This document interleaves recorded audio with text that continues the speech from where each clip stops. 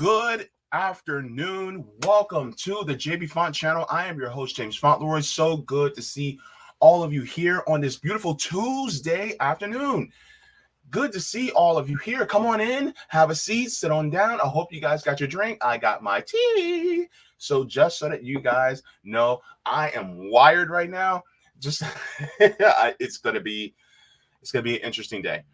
So just to let you guys know, the Jaybefaunt channel is available on all major podcast platforms, so you guys go ahead and subscribe to me there. Also part of the Revolutionary Blackout Network, so you guys can find me on Sundays, Tuesdays, and Thursdays, typically on there as well. If you have not already, if you guys would like to get email notifications, you guys go to my Substack at jaybefaunt.substack.com. You guys can get alerted for those notifications because we all know that the YouTube algorithm is not that reliable. Also, just a thank you to all the patrons on Patreon as well as Coffee.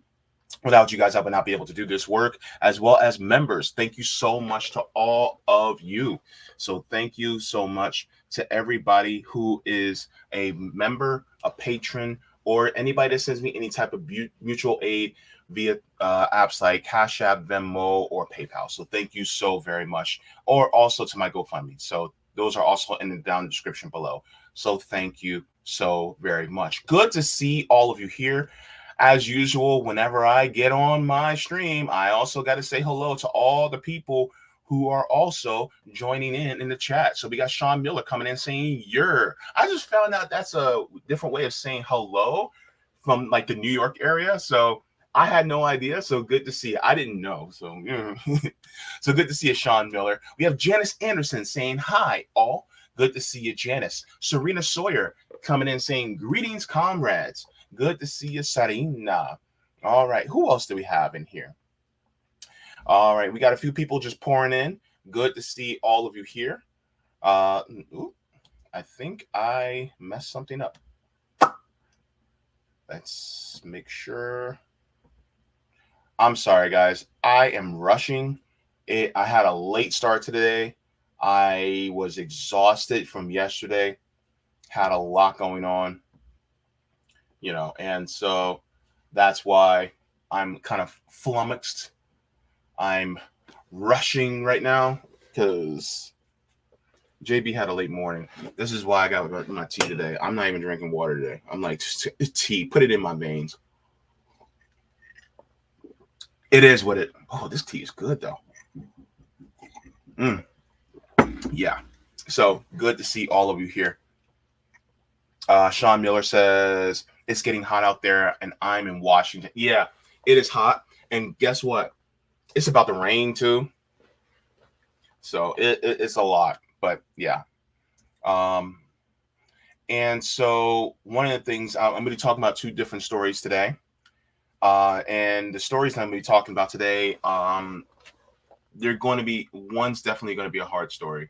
So if any of you are triggered by any type of police violence, this may not be the stream for you, but this is important to talk about. And then another one we're talking about in Tulsa, Oklahoma. So just to let you guys know, this is going to be the subject for today. That says injustice by the state. Derek Diaz, we're going to be talking about what happened with him. And then we're also going to be talking about reparations denied. So we're going to be talking about this as well. These are going to be some very interesting stories. And yeah, these are stories that, they're getting national attention. But of course, they need to get more national attention. And a lot of us aren't watching corporate media anymore. So I think it's important for independent media to get on this as well. So we're going to be starting off with the murder of Derek Diaz.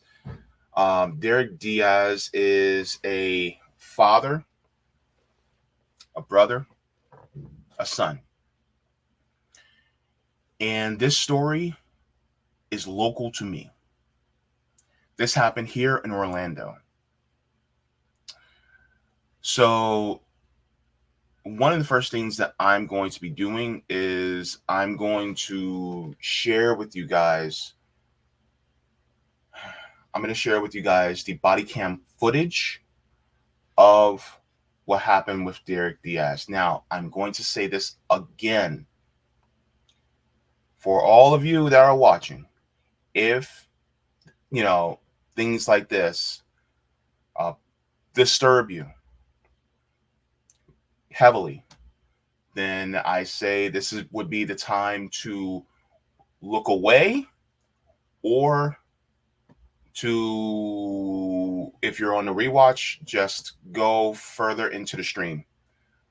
So I'll be showing these really quickly just so that people get a synopsis of what's going on. So, all right, so let me share my screen really quick so that we know exactly what happened to Derek Diaz, because a lot of times people are going to go, yeah, but he's no angel. You get people who say things like that. Let's get what exactly happened so that we have a good context of everything so that we can move on from there. So this was on July 3rd, by the way, just to let any of you guys know. So this was 15 days ago. This was shared by 50 Shades of Way. Shout out to 50 Shades of Way, always putting out some information and context. So appreciation to them. So here it is. This is in downtown Orlando, by the way. So in my city. Yo, turn off the car. Turn it off. Yeah, it's in your hand, right there. Yes, sir. Okay, in this hand and that hand. My bad. Now, give me that. Give me the other one and put your hands on the steering wheel right now. My bad. Don't move. Now, as we can see, he is obeying orders. They just rolled up. I didn't see any lights or anything. I just see them rolling up on him, right? They just walked up on him. He was just chilling, windows down, right? How many of us have had food where we had some tin foil and we were just, balling up, about to throw it away, right? Okay. So far, he's obeying orders. He's being compliant. Let's continue. Word. Put your hands on the steering wheel. Put your hands on the steering wheel.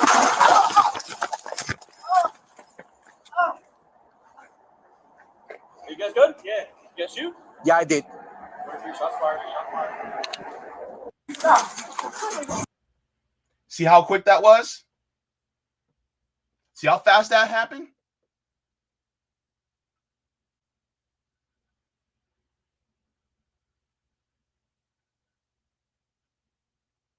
Now, there is another body cam footage from the other officer on the opposite side. So we're going to go to this one too. This is the opposite side.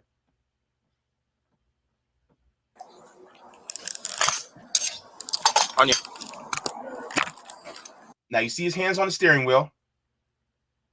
Put your hands on the steering wheel. Put your hands on the steering wheel.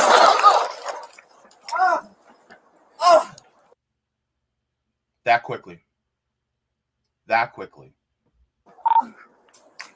Are you guys good? Yeah. You guys shoot? Yeah, I did. 43 shots fired.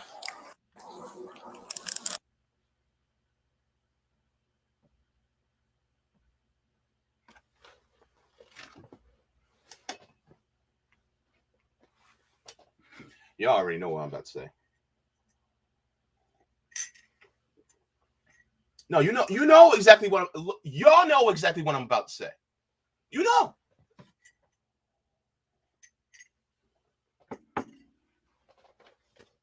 Any of you have watched my channel or watched me on RBN, you guys know what I'm thinking right now.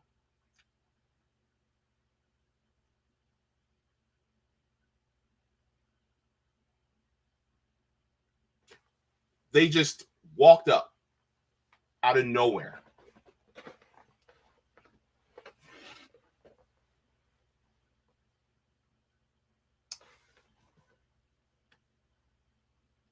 Let's go to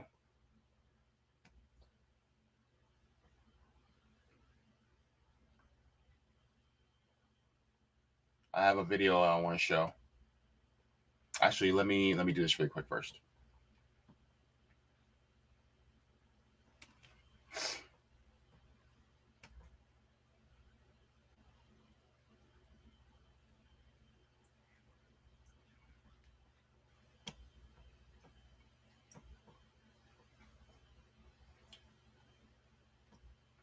So I'm going to share what 50 Shades of Way said.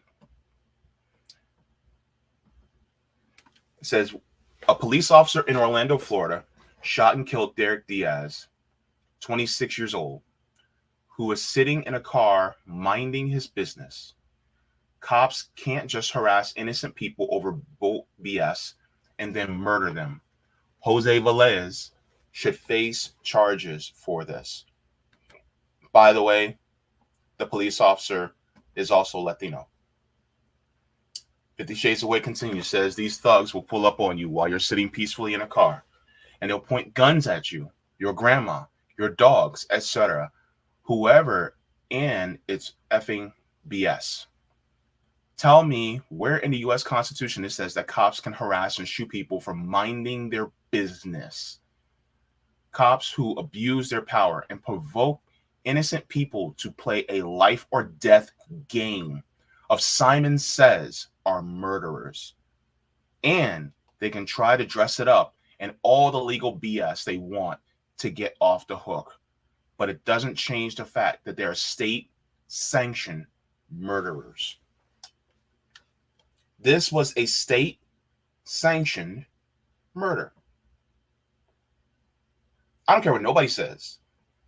And people can try to dress this up as goes, oh, but he moved a little too quickly.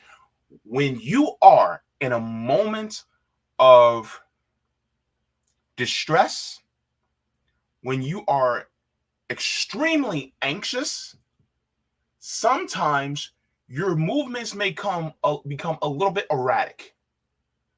Because when you got somebody, two people on either side of you pointing guns at your face, you're like, what do I do? What do I do? What do I do? What do I do?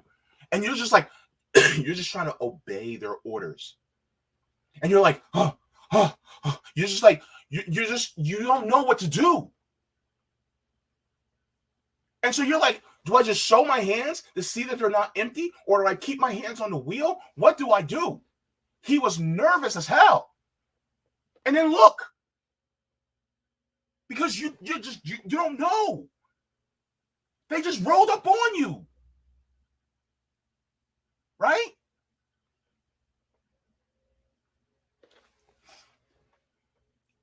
Let's go to the newsreel. This reached national news. Let's go. Orlando police have released body camera footage showing the moments when an officer shot and killed a 26-year-old man. Derek Diaz died last week on July 3rd. Orlando's police chief says this all started as a drug investigation, and the officer who fired the gun thought that Diaz was reaching for a gun. Now, Diaz's family is demanding answers. NBC News correspondent Stephen Romo is following this story for us. Stephen, This all started as a drug investigation, and the officer who fired the gun thought that Diaz was reaching for a gun. Now,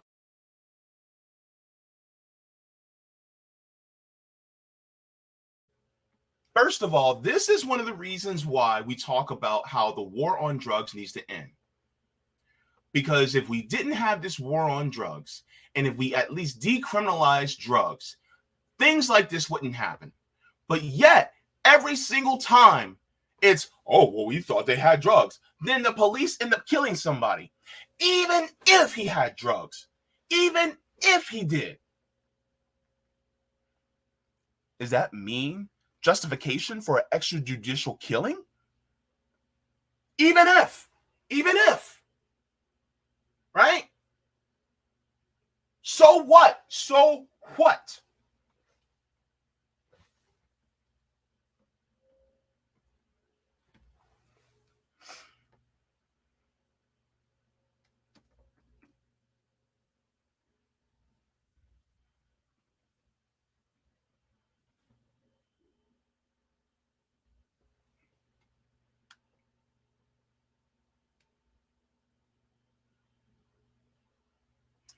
I'm going to show you guys something.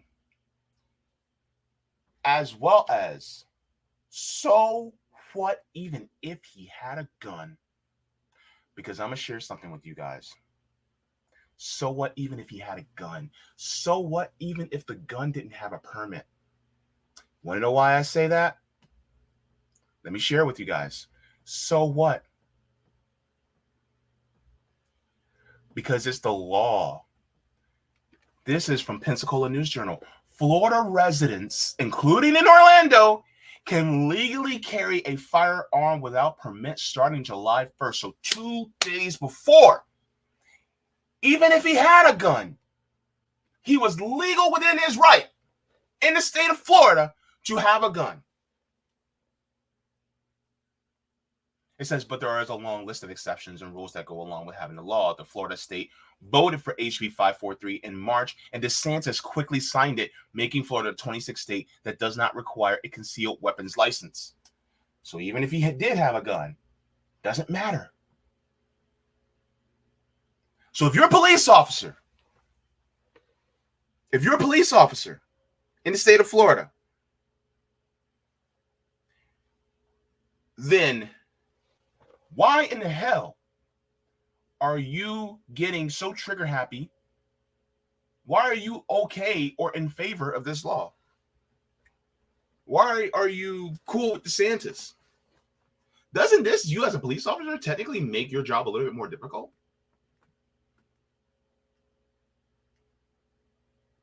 Because now they can have a conceal. They don't even have to have a license. They can conceal carry.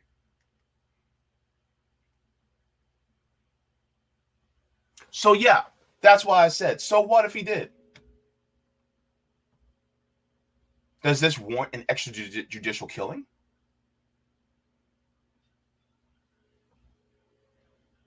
Let's continue. Diaz's family is demanding answers. NBC News correspondent Stephen Romo is following this story for us. Stephen, this body cam footage, we should warn people, might be disturbing to some of our viewers. What can you tell us? What does it show? Yeah, disturbing indeed, Kate. Diaz's family has been asking for this video ever since that shooting happened back on July 3rd. Orlando police releasing 3 different angles from the officers who were there, their body-worn camera footage here. We do want to listen to how this started. We do also want to note this video was blurred by the police department. Don't move.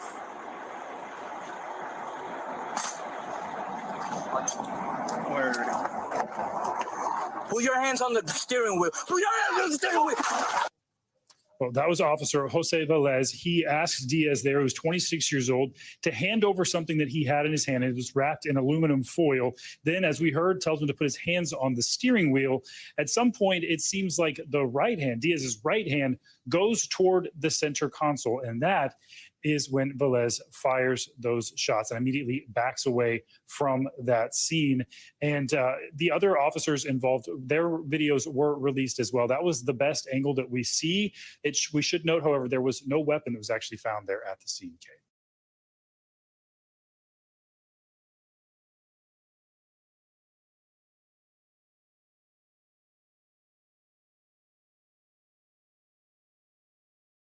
Of course, there was no gun found on his person. Of course. But I'm going to say something that's going to be a little bit controversial to a lot of people, and it is what it is. You are more likely to find a gun on a white person than you are to find a gun on a black or brown person. Let's be real. You are more likely to find a gun on a white person than you are to find a gun on a black or brown person. That's the way it is in this country. The data shows. And yet, they are way more scared of black and brown people than they are of anybody else.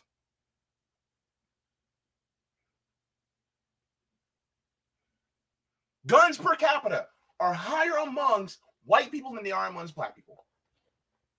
Yet, because of white supremacy, because of racism and internalized white supremacy, because yes, it can be an internalized. This is why I say that cops who are other than white, they're blue first, and then whatever the race they are second.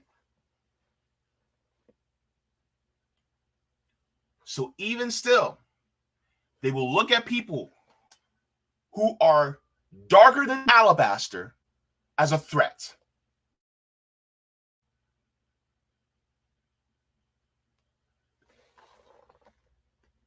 And Derek was unarmed, had no weapons on his person, no weapons in the car, nothing.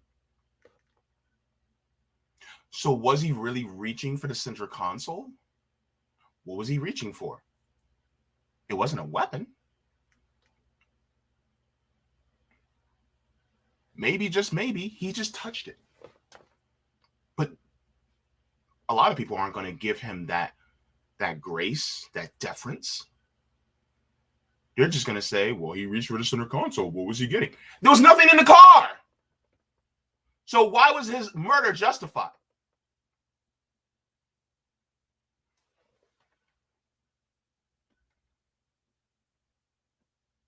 Let's continue. Okay, that's important. Diaz's family and one of their attorneys I know spoke at a press conference, Stephen, earlier today. What did they say?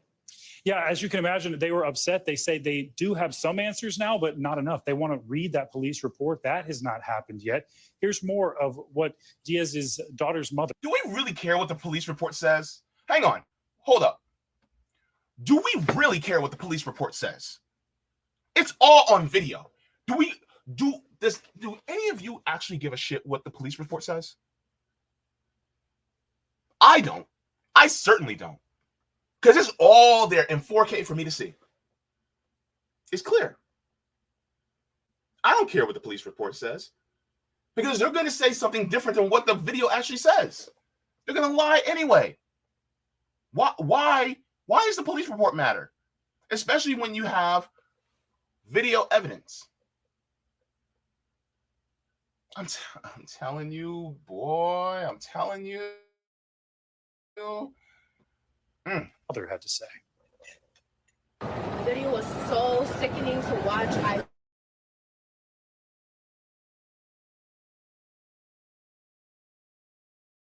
watch it. We got to watch the 3 videos. One time they said we had to leave, and that was it. All of this is about police training. Yes. And we want to make sure that police are being trained to deal with citizens, especially in the downtown area where a lot of college students are, where there's a lot of young people. Now, we should note, Kate, police say that after he was shot, Diaz threw something out of the window. Difficult to see in the video. The family has questions about that. State agencies are now investigating. All right, Stephen Romo following that. Thank you.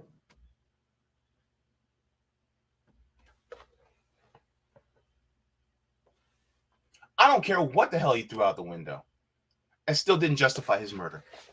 There was no weapon. And even if there was a weapon, it is legal in the state of Florida.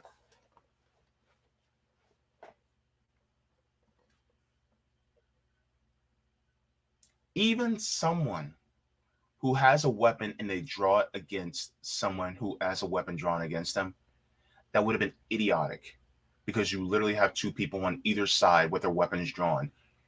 You can't even draw a weapon because you know you're about to get got. And yet, they're like, oh, he has a weapon. So what?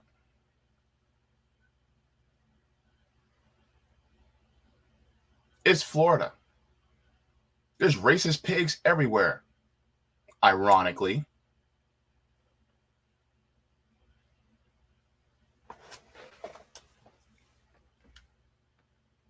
And so this is Florida. This is the way it is. And this is the way it is across this nation, where police can shoot you with impunity. By the way, that police officer is on paid administrative leave, meaning they got a vacation.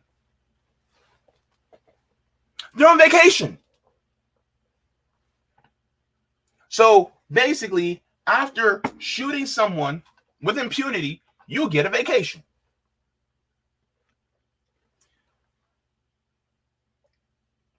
Doesn't matter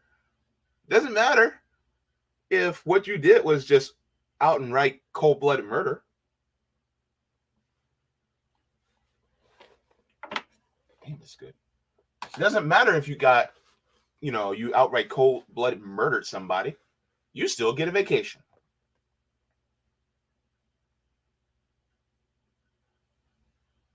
Is that why? Like, and here's the crazy part. And a lot of people talk to me about this and they're like, well, they just need, more training.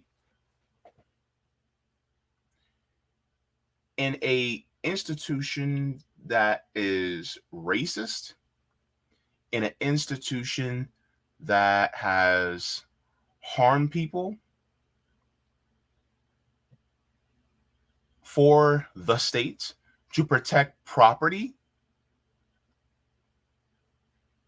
there is no amount of training that can fix the problem. None. And they said that, oh, well, it's typically a bad area. Why is it a bad area?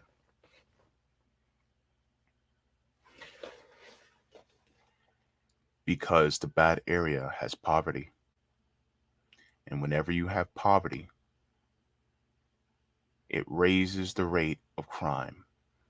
People will commit crimes of opportunity and desperation in impoverished areas because they are in poverty.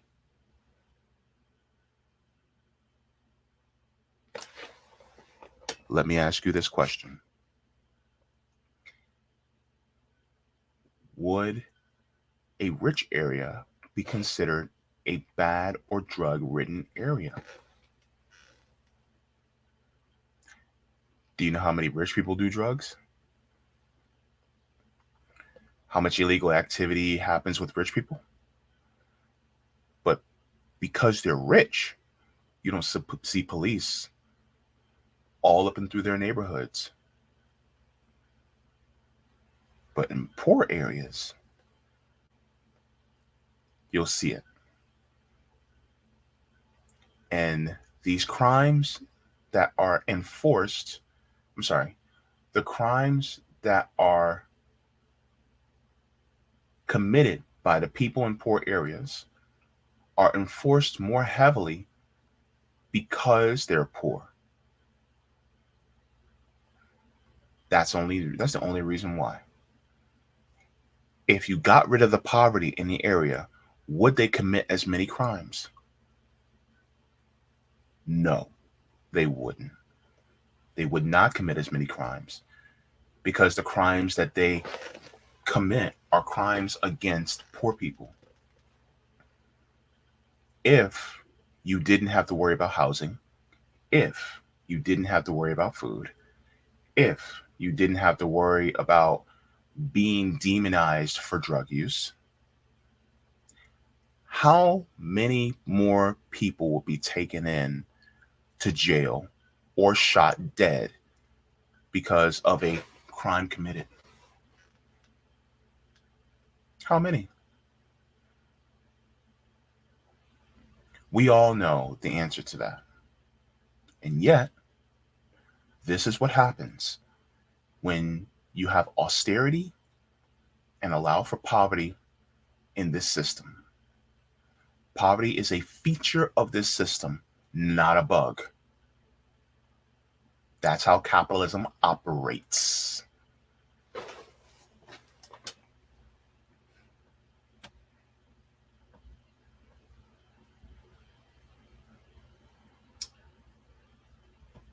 This is why people like myself are police abolitionists, prison abolitionists in this country. If you guys have not heard of 10 Demands for Justice, I highly recommend that you guys go there and go to 10 Demands for Justice, because this is a extremely well-made resource so that you can use this resource to educate yourself and others about why defunding the police on the road to abolition is important. I'm going to say this. I am not a police abolitionist for all police all over the world. From what I hear, police have a great relationship with their citizens in places like Cuba, DPRK, China, Vietnam, places like that. Why? Because they realize that they serve the people, and their laws and systems surround so that the people are the ones who command and demand how the system operates. Instead, and also, it's people over property in those countries. Versus here in the United States, I want police and prison abolition within this system. So, if I were in Cuba, I would probably dab up the police. I'd be like, hey, what's up? What's going on? Because they serve the workers. See what I mean? There's a difference. They're actually community members that are actually working to help keep their community in order. But it's the order that the workers set up, not the order that the corporate dictators set up. See what I mean? And it's people over property. And they don't have private property in places like Cuba. So it's all public, which means that they just want to make sure everybody's safe. Safety within the police forces in the United States. They don't believe in public safety. They believe in property safety, which means vandalism is more of an egregious act than somebody starving. That's what it is. They will, burn down a Walmart. That is more egregious than a family starving to death. That's how the system operates. Versus in DPRK or Cuba or China, they will look at a family starving as one of the most atrocious crimes. We don't give a shit about a store burning down. What about the family? Their priorities in more socialist countries are more directed at the health and safety of people. The focus here in the United States is the health and safety of corporate dictators and their property. It does not match up. Now, let's go to this. And I am trying to reach out to Derek Diaz's family. Hopefully I'll be able to contact them and, get in touch with them to get their perspective on everything that happened. But I'm reaching out to them. So here's the demands. So the first one, it says defund the police and reallocate resources to impacted communities. Excuse me.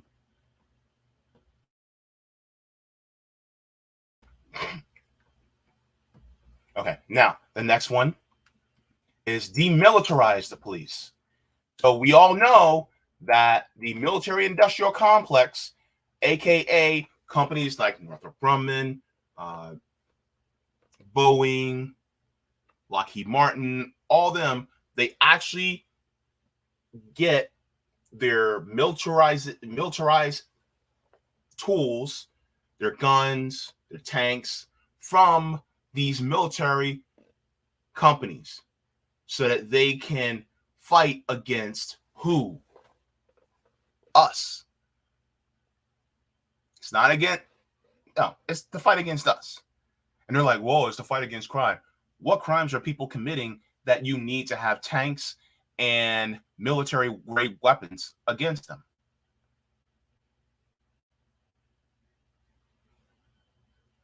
Also, let's not forget what they're trying to do in Atlanta with Cop City.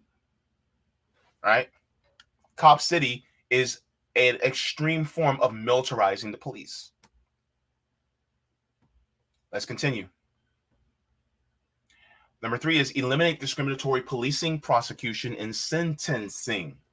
So it's not just the police, it's also the prosecutors and the courts. It's the prosecutors and the courts. So really, when we say it is systemic, then that means it's not just police, it's the prosecutors, attorney generals, judges, both the city, state, appellate, circuit, and Supreme Court judges. All of them need to be reformed. Not reformed, but it needs to be, the system needs to be replaced.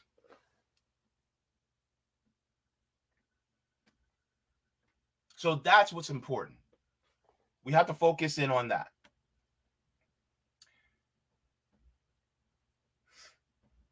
Next one. Institute complete law enforcement, transparency, and accountability. That's self-explanatory.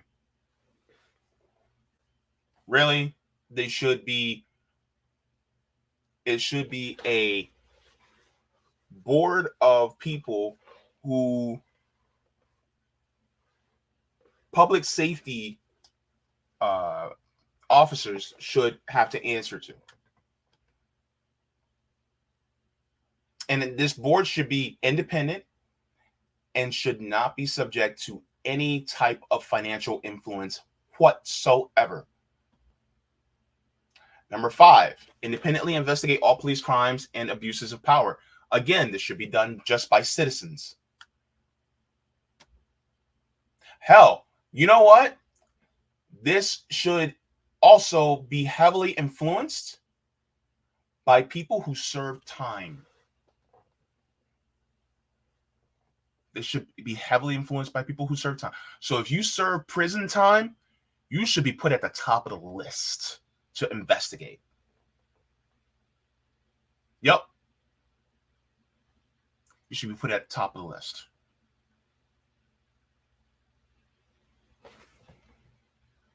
Now, let's continue. Install community representation, oversight, and safety measures. This is self-explanatory. This is what I was just speaking about a little bit. 7, end strategic counter-protest violence. Like Cop City. This is what's important. Look what they did with Cop City. They murdered Tortuguita. Riddled them with bullets. Just for sitting crisscross applesauce with their hands up in the air. Riddled them with bullets because they dared to sit in the forest and stop construction crews from building a militarized police center so that they can use the militarized police to come up against us whenever we express our First Amendment rights. That's how it is in this country. Next one. Apologize and provide reparations. We're going to be getting into this in a little bit as well. But apologies need to be made. Sincere apologies and reparations. Because of all the drugs that have come through our neighborhoods, of all the arresting and disproportionate arresting for drug possession, being put in prison, also being enslaved while in prison, because remember, like I said many times on this channel before, the 13th Amendment didn't completely abolish slavery. It only just moved slavery into a different sector of our society. So people who were actually held in prison as well, who were forced to work, also deserve reparations. I said what I said, including some members of my family, just for being in prison and forced to work.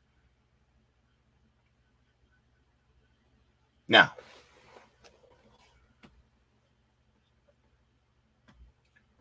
Number 9 says end the war on drugs. Now, this is a special part. Let me read this really quick. It says end the criminalization of drug use and drug addiction. Like I said, if we had ended the war on drugs, Derek Diaz would still be alive. It says pass the CARE Act of 2019, expunge all nonviolent drug-related convictions, and in lieu of arrest, provide mental health, behavioral health, and addiction recovery services nationwide. I'm going to stop right there. By the way, the biggest and most prolific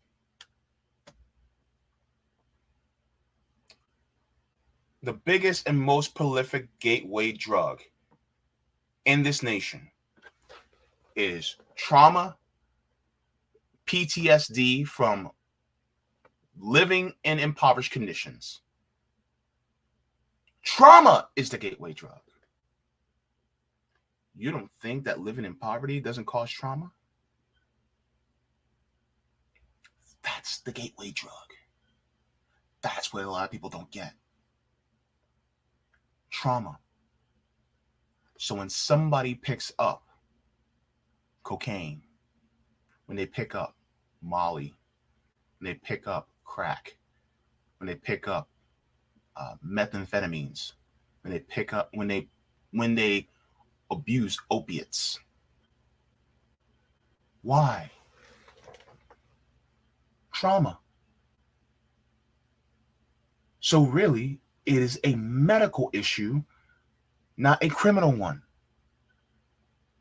This is why, if you're going to have a war on drugs, it shouldn't be police officers that fight it. It should be doctors, psychiatrists, counselors. If you want to have a war on drugs, fine, but switch the tool. Have doctors, counselors, psychiatrists, psychologists fighting the war on drugs, not police. If you want to fight the war on drugs, then you need to change the U.S. foreign policy that is making it so that they're making money off the drugs in these countries where they are being produced. Change the U.S. foreign policy, stop sanctioning these countries, and leave them the hell alone. Hell, I would go further and take some of that money away from the money that you're providing to the state of Israel and give it to Nicaragua and Honduras and Colombia and Venezuela. Give them the money and then leave their countries. Leave them alone. And let them rebuild and let them actually provide for their people, so then they won't have to make money off of drug trade. Also end the CIA, because CIA was actually some of the people who are actually making money off the drug trade too. But a lot of people don't talk about that. And then the last one, as you guys can see, in carceral punishment. And this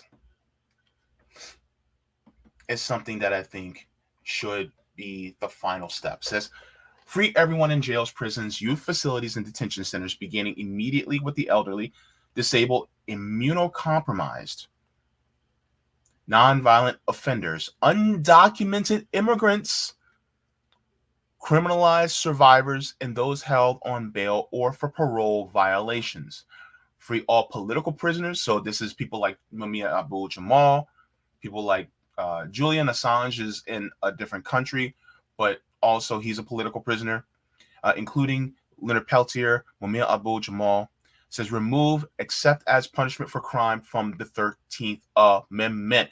This is the exception in the 13th Amendment that allows for slavery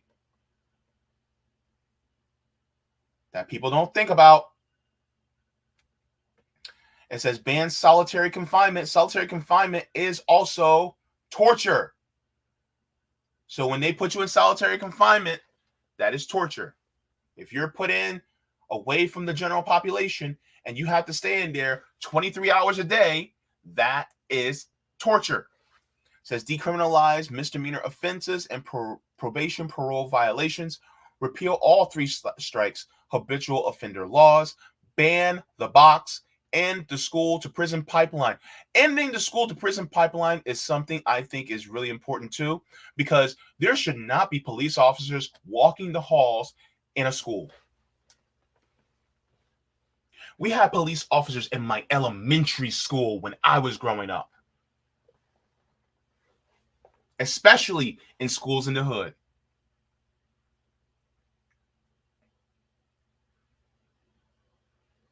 Palmetto Elementary, 4th grade, yeah. We have police officers.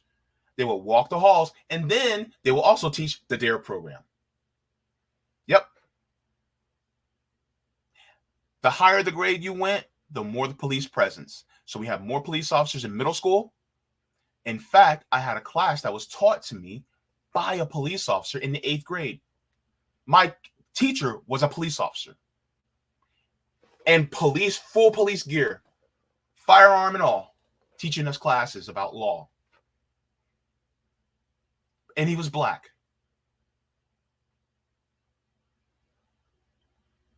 If he saw me right now, and I was the quiet kid, I didn't say shit in class. And then high school, walking up and down the halls. Go to a predominantly black school and you will see police, especially in more poor, disadvantaged areas. You will see police in the halls.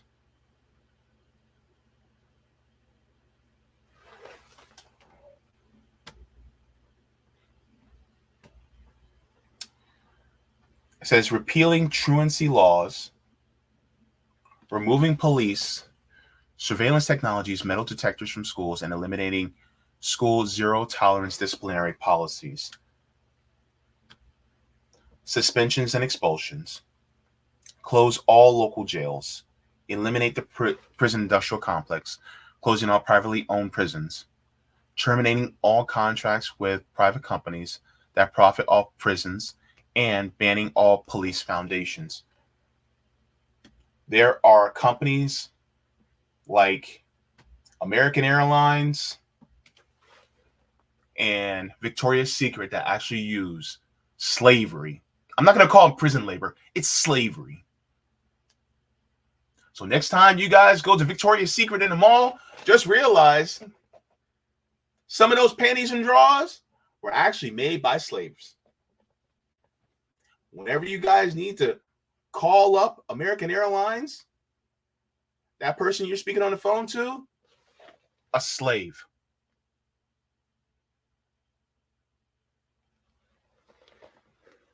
Yeah. Every single time you go to McDonald's, you want those 2 all-beef patties, special sauce, lettuce, cheese, pickles, onions on a sesame seed bun? And guess what? The 2 all-beef patties were made by slaves. Slaves.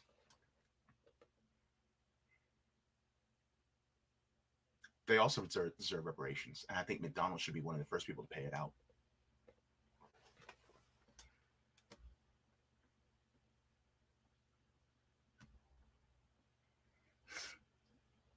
And how did I know that whole thing about 2 all-beef patties from McDonald's? I have no idea. Gosh, I really need to get out more.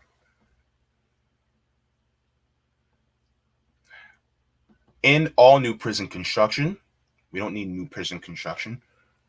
We have the highest amount of prisoners in the world. We're 4% of the population of the world, and yet we have 25% of the world's prisoners.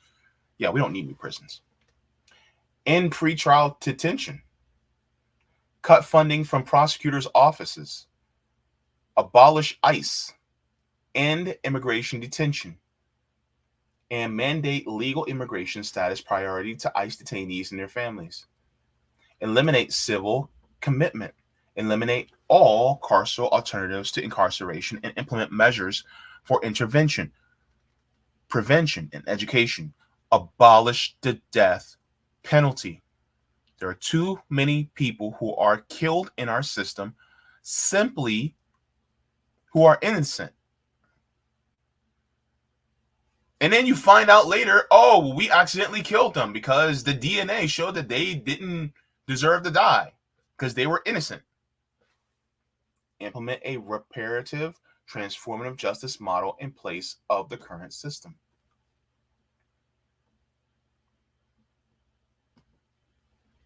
So, yes. So,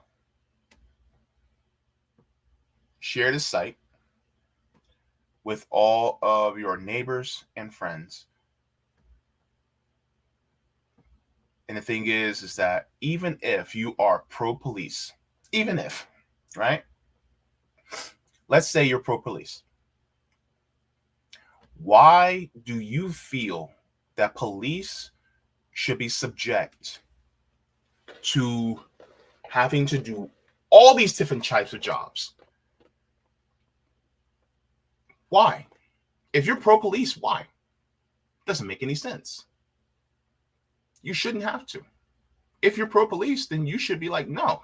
If they're there for law enforcement, then we should redo a lot of these laws so that they won't have to, be subject to having to deal with people who have mental health issues, or dealing with drug intervention, or dealing with kicking people out of their homes. Like, look, how many police would be needed if we didn't have to evict people anymore because we treated housing as a human right? How much police will be needed if everybody had food as a human right? How many? If we decriminalize all drugs, how many police officers will we need if they didn't need to enforce drug enforcement laws? See what I mean? How many police will we need if we didn't have cash bail?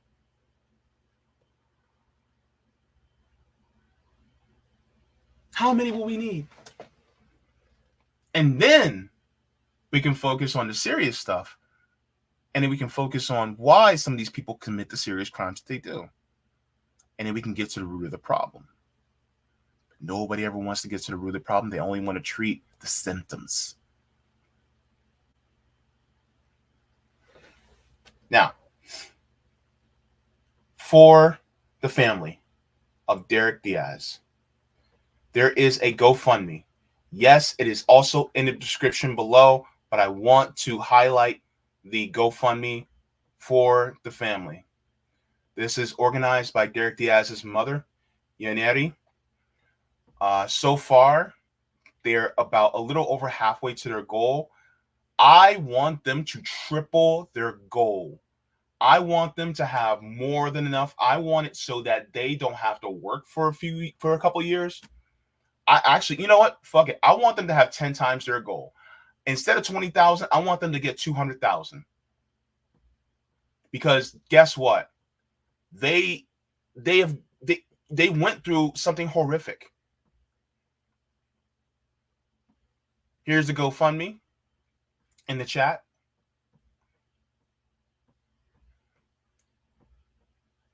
And share that link in this story. Even if you don't share my clip of this, share this story, period, because what happened to Derek is completely unjust, but it is a symptom of the system.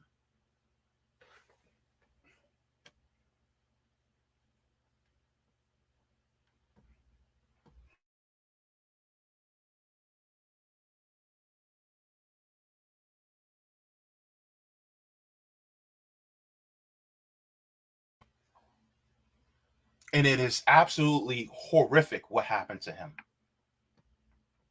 I'm going to read what his mother stated because this is her words. And I want to hear from what she had to say. She says, "Hello, everyone. I am Yaneri Diaz, the mother of Derek Diaz. On July 3rd, 2023, around 2 a.m., the Orlando Police Department wrongfully shot and killed my son. He was only 26 years old and leaves behind a 5-year-old daughter who loves him dearly, as well as his younger brother, our family, loved ones, and myself. My heart is torn apart. I lost my best friend, my everything, my entire world in the hands of people that are supposed to protect us, not kill innocent people.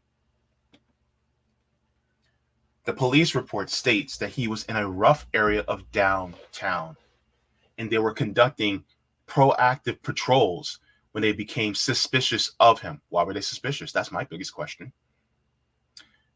They state during the stop that he made a movement to retrieve a gun, but no firearm was ever discovered. My son died alone at the hospital. Oh my gosh. Derek did not have a weapon on him. He has never owned or possessed a firearm in his life. This happened just one day after the new law was passed in Florida for residents to be allowed to concealed carry firearms without a permit. My son was killed just 24 hours later. It seems the police are now on high alert, scared and trigger happy. Derek is yet another victim of police brutality and poor police training. Due to the police officers who stopped him being poorly trained, there is another child in this world who is going to be growing up without their father. There is another boy who is going to grow up without their brother, and another mother who lost her child. We need justice. Please share. Please talk about it. If you can help us with donations for his funeral cost, we would appreciate anything you are able to donate, especially if you did not have opportunity of knowing him personally.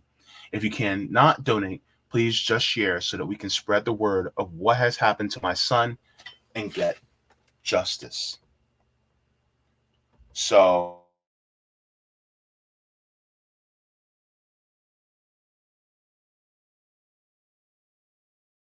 funeral expenses. They need expenses just to be able to live their lives so that they do not have to work during this period, so that they can mourn their loss. It is hard to mourn when you have to go into work. It is hard to mourn when you have to cook. It's hard to mourn when you have to just operate. It's just, they should just have their expenses completely paid for dealing with this. By the way, while I'm thinking about it, we live in a system where you have to mourn, period. Even if you lose a loved one, you have to work, you have to pay for rent and all this other stuff while mourning. I honestly think that we should have a system where people should have all their expenses paid when a loved one passes. Does that sound wild? Is that very radical of me? I don't think that you should have to pay for these things if you're in mourning, because that's tragic.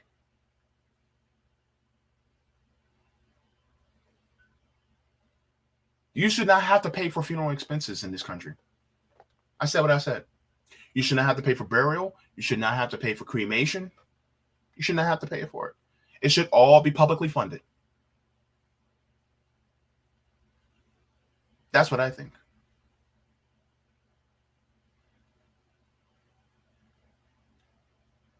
Someone's funeral and burial should not be worth more than somebody else's.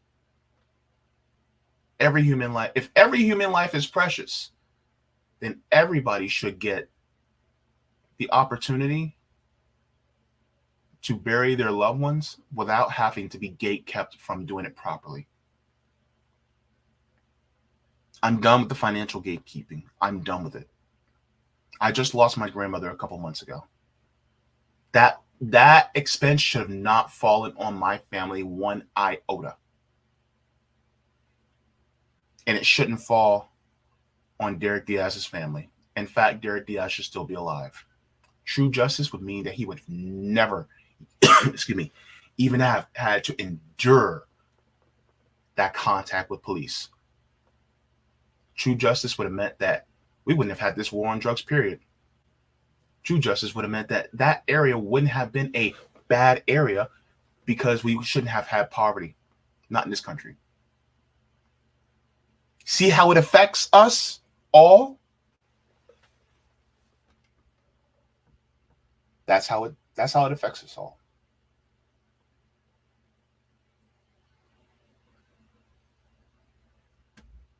Let me make sure that I also share this on the Rumble chat too.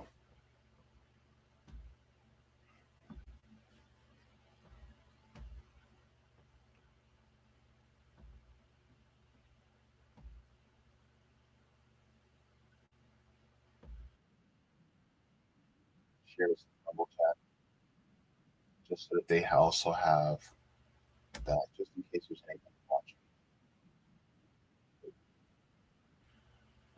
Oops. I can pause that. Okay. It's in the Rumble chat as well. So, justice for Derek Diaz, man. Sad what happened. So we're going to be switching gears. If you guys have not, please make sure to like the stream. As well as if you guys have not, if you guys would like to get email notifications, go to jaybefaunt.substack.com. And if you would like to also go and subscribe to my Patreon, you guys can also do that. I have all the people who are patrons on Patreon scrolling down below, as well as coffee members. And I also do memberships as well on my channel. So if you guys would like to, you guys can do that. And also, please make sure to hit the like button so that it pushes me out into the algorithm, because my channel is definitely suppressed. So thank you so very much. Now, to the next story. Oh, wait, let me go to the chat and get some comments from the chat as well. My apologies. So the first comment was from the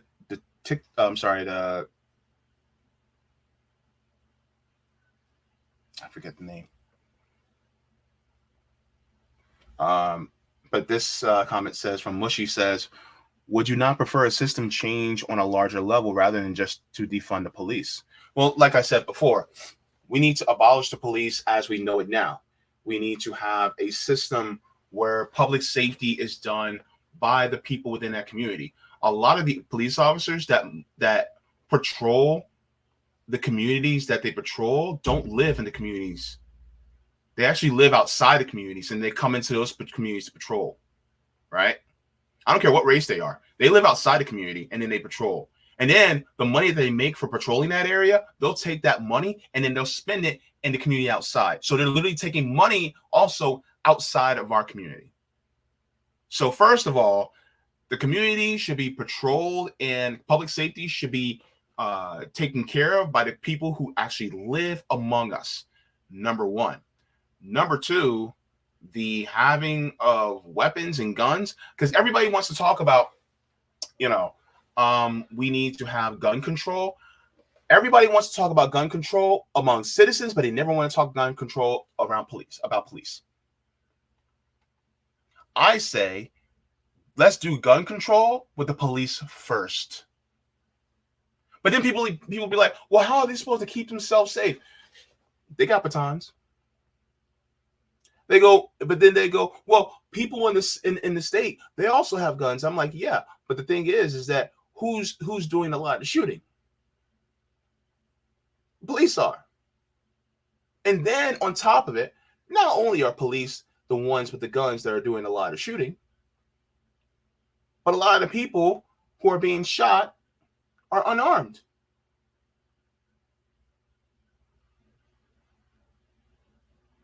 And if you really want to take care of the people who have guns that you think are dangerous, they're only dangerous because of the environment, particularly an impoverished environment. So take care of the poverty.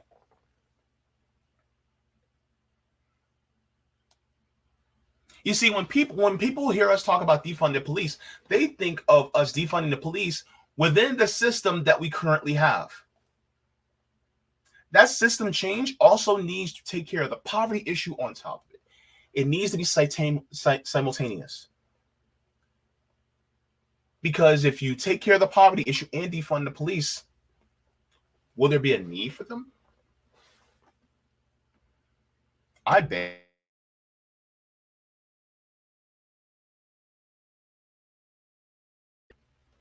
I beg to differ, no. Take care of the poverty issue will also diminish the need for police, and then you can also abolish the police, because the thing is what's the use for them? They only solve 2% of crime anyway. And they don't prevent crime.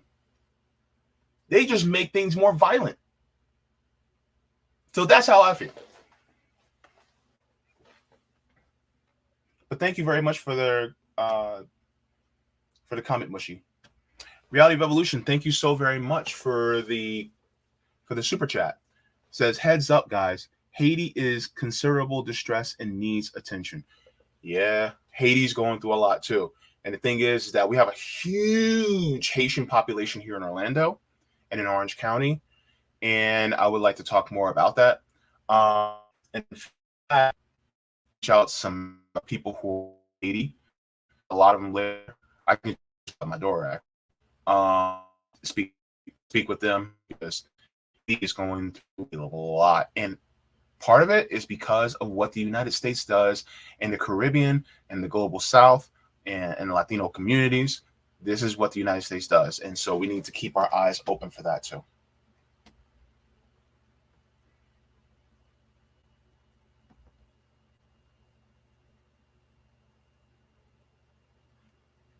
Dwayne Vogel says this country. I think you meant this county, country, same thing. Well, not same thing, but I mean, county in the country is also afflicted with a sickness called capitalism. Absolutely. Serena says, because they're cheap MFers who try to kill off disabled people and not even allow us a grave. Yeah.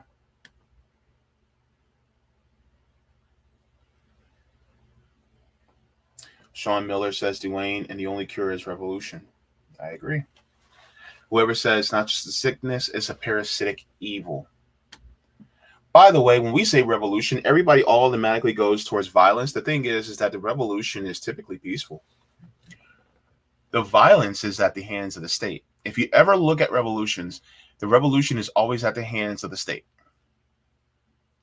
Because we'll peacefully try to change things, right? But whenever we try to do it peacefully, guess what? The state goes, no, you don't. And the state is the one that will raise up the apparatus. And they will be the ones that will fight. And they will get their firearms and they will neutralize whatever the threat to their power is. Even if that threat acts in a peaceful way. Look at the Black Panthers.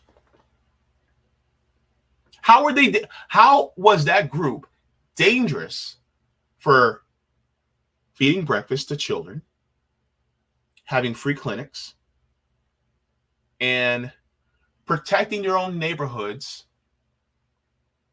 and keeping their people safe? How were they dangerous? And yet, people like Fred Hampton got murdered in his bed while he was asleep.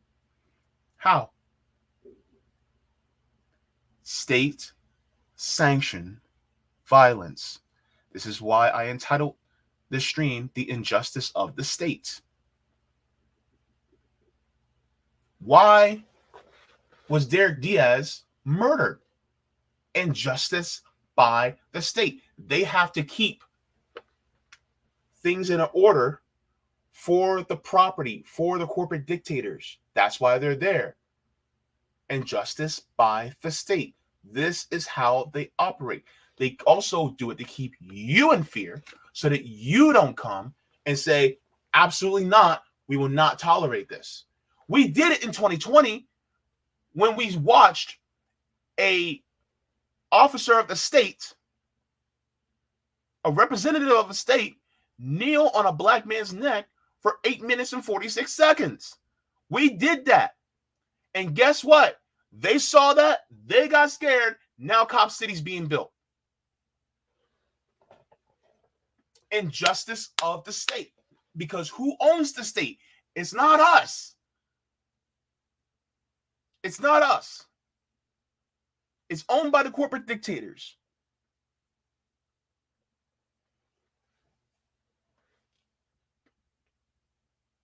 Just go to opensecrets.org. Look up any politician, and you'll see who actually donates to them. It'll show you that it's not by us, it's by them. It's the Vanguards, the BlackRocks, the State Streets. It's the Walmarts, the Targets. It's the Disneys. It's the Warner Brothers, right? It's the Kellogg's.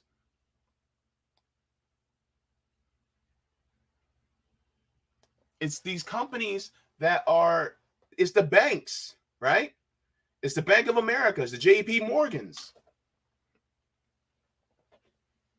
These are the ones that actually own our government, including city, county, state, and federal.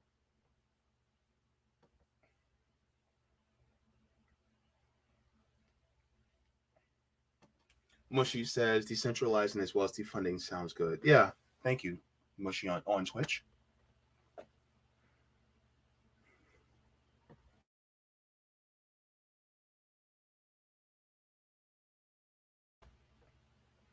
Whoever says there's a cop lover who lives in my neighborhood, and we had a hard ass time backing him off from being all up on our property, looking over fences and everything. Yeah, these people, they feel like they have to protect the community when in reality they are actually the danger that is actually in our community. Yeah, Sean Miller says the hall monitor types. Yeah, that's what they are.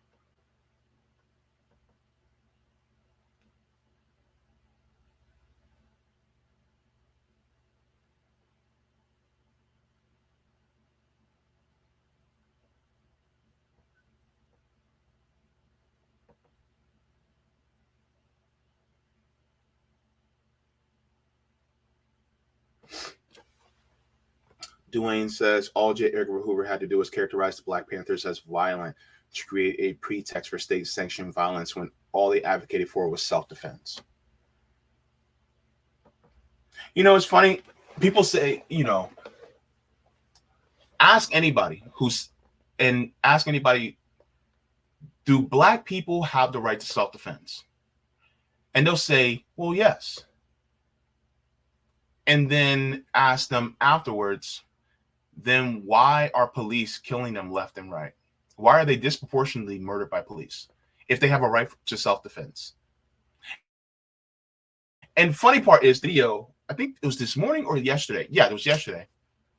By brown racist Ian Miles Chung, that all these young Black men that were living in the neighborhood that all had guns, right? They had rifles, they had assault rifles and everything. And they were showing them off, right? And Ian Miles Chung says something to the effect of what's wrong with this country. And then my reply would have been, I would have shown all of these people who are in militias, all these white people who are in militias across the country, and I would have said, what's wrong with this country? You see, here's the funny thing. People make excuses for white militias in this country, saying that they're trying to protect their communities, but a Black militia in the hood, somehow it's something wrong with this country.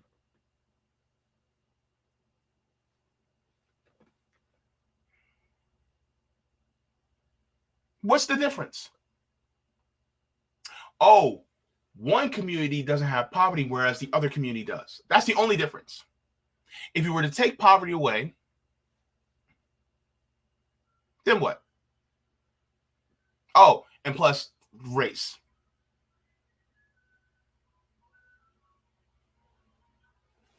Man, let me get off this thing, man. All right, so just checking the rock fin. Okay.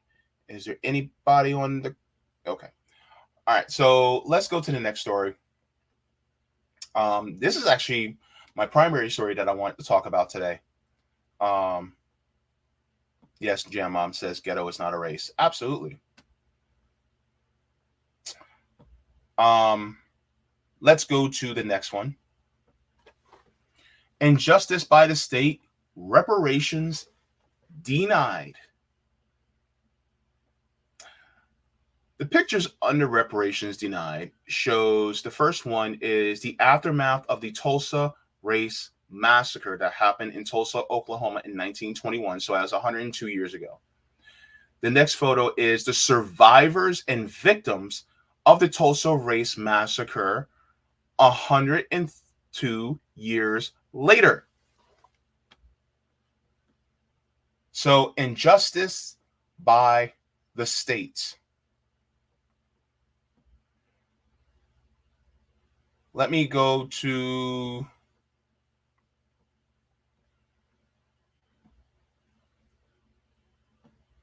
this.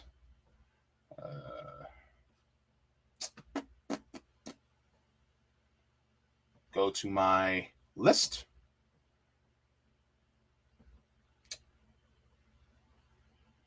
All right, so one of the things we're going to do is we're going to find out what the Tulsa Race Massacre was. Then we'll talk about actions being tied to those people. So I'm going to share go really quick. And we're going to pause. I'm going to comment and we're going to continue.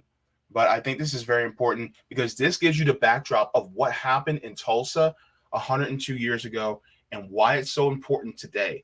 So this is actually going to build up. So I just wanted to share this with you guys first, just in case anybody is not aware. Okay. Something terrible happened here. And for decades, people didn't talk about it. I was an adult before I ever heard about it. It was something that was hidden. This entire historic community was obliterated. Bodies dumped in rivers, bodies dumped in mass graves. It was an absolute massacre. This story isn't one you'll find in most history books. And by that, not finding it in history books, I didn't know about this until I was an adult. I didn't know about this until about 3 or 4 years ago. When black people were talking about, oh, you know that was a Black Wall Street, right? I was like, what? Black Wall Street? Absolutely not. I didn't know about that.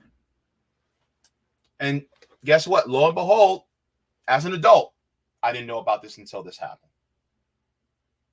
So, also, by the way, put in the comments, until recently, the last 4 or 5 years, did you know about the Tulsa Race Massacre? If you did, let me know in the comments. If you didn't, let me know. And let me know when you found out. And if this is your first time finding out on this show, let me know. I'd like to know. And almost 100 years later, the facts of what exactly happened that day are still unraveling.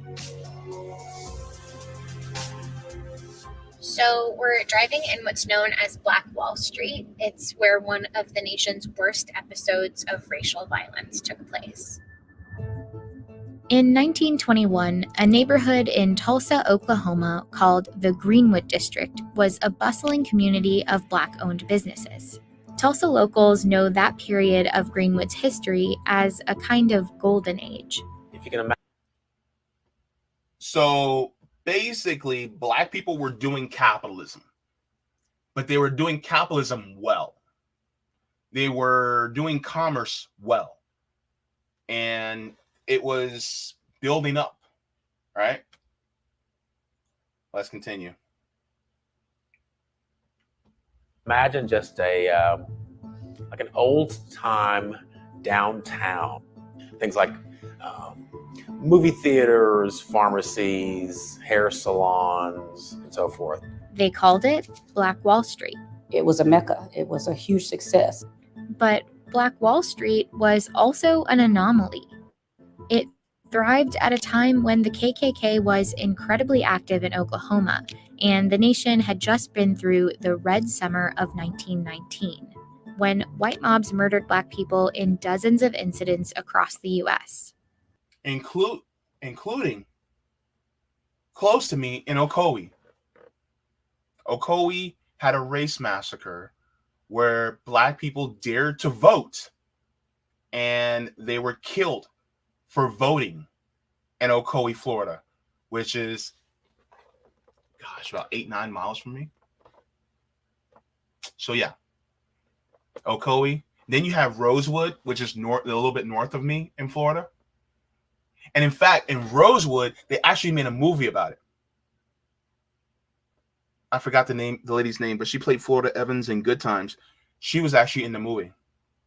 I need to watch that movie again. It's tragic, but yeah.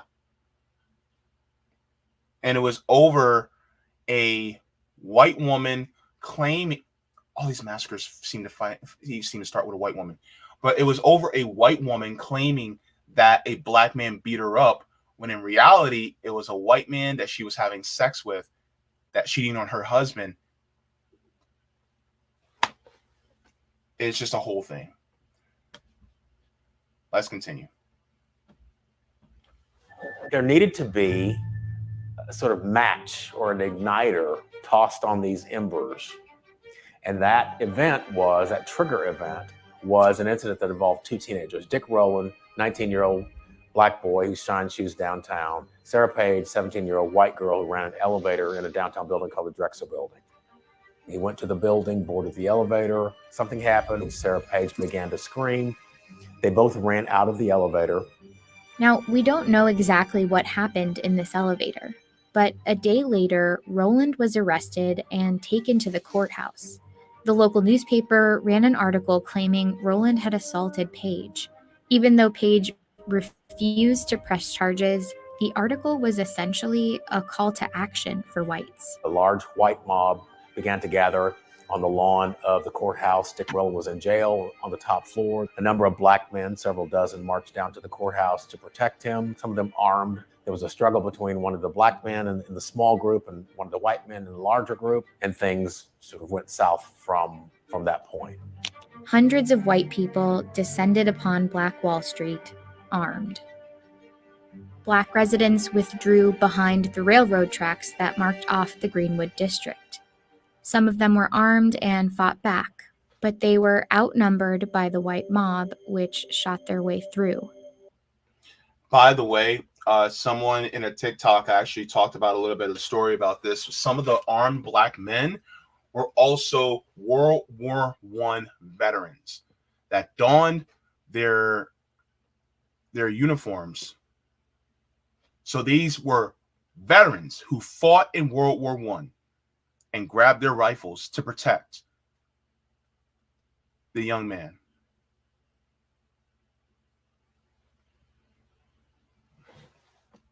Let's continue. The white mob murdered, they looted, and they set fire to Black Wall Street.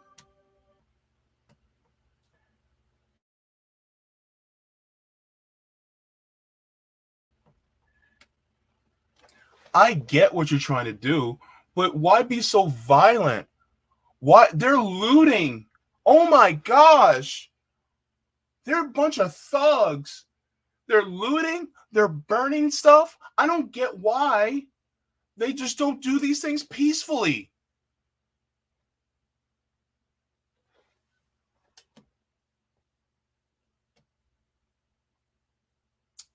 Interesting.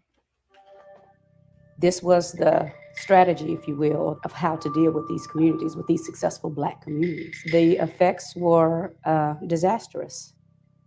For 2 days, the Greenwood district burned. Martial law was declared, and the National Guard was brought in. By the time the massacre ended, Greenwood was in ruins. More than 1,200 homes were destroyed, and 35 blocks burned. The exact number of casualties is harder to pin down. Some initially only reported that white people died. Others reported somewhere between 30 and 100 mostly Black casualties, but estimates now put that number closer to 300. As for those that survived, thousands of them lived in tent cities in the months that followed, and were left to pick up the pieces of rubble they once called home. After the massacre, the cover-up started. Records went missing from city files, including the very article that started it all. It makes photos from this time all the more important as part of the historical record, but back in 1921, these images served a very different purpose. So photo postcards like these were pretty widely distributed after the massacre. At the time, they were a part of white supremacist culture and kept as souvenirs of racially charged crimes. And yes, racist white people love their souvenirs. And if it meant torturing or killing Black people, those were the most prosperous souvenirs that you can ever have. Those were the most widely circulated souvenirs you can ever have. This is going to be disturbing to some people, but also body parts of some of our ancestors were also souvenirs. Hell, they actually used to take the hair off of Black people and stuff it into pillows for their chairs and for their beds. Stuff with the hair of Black people as part of their furniture.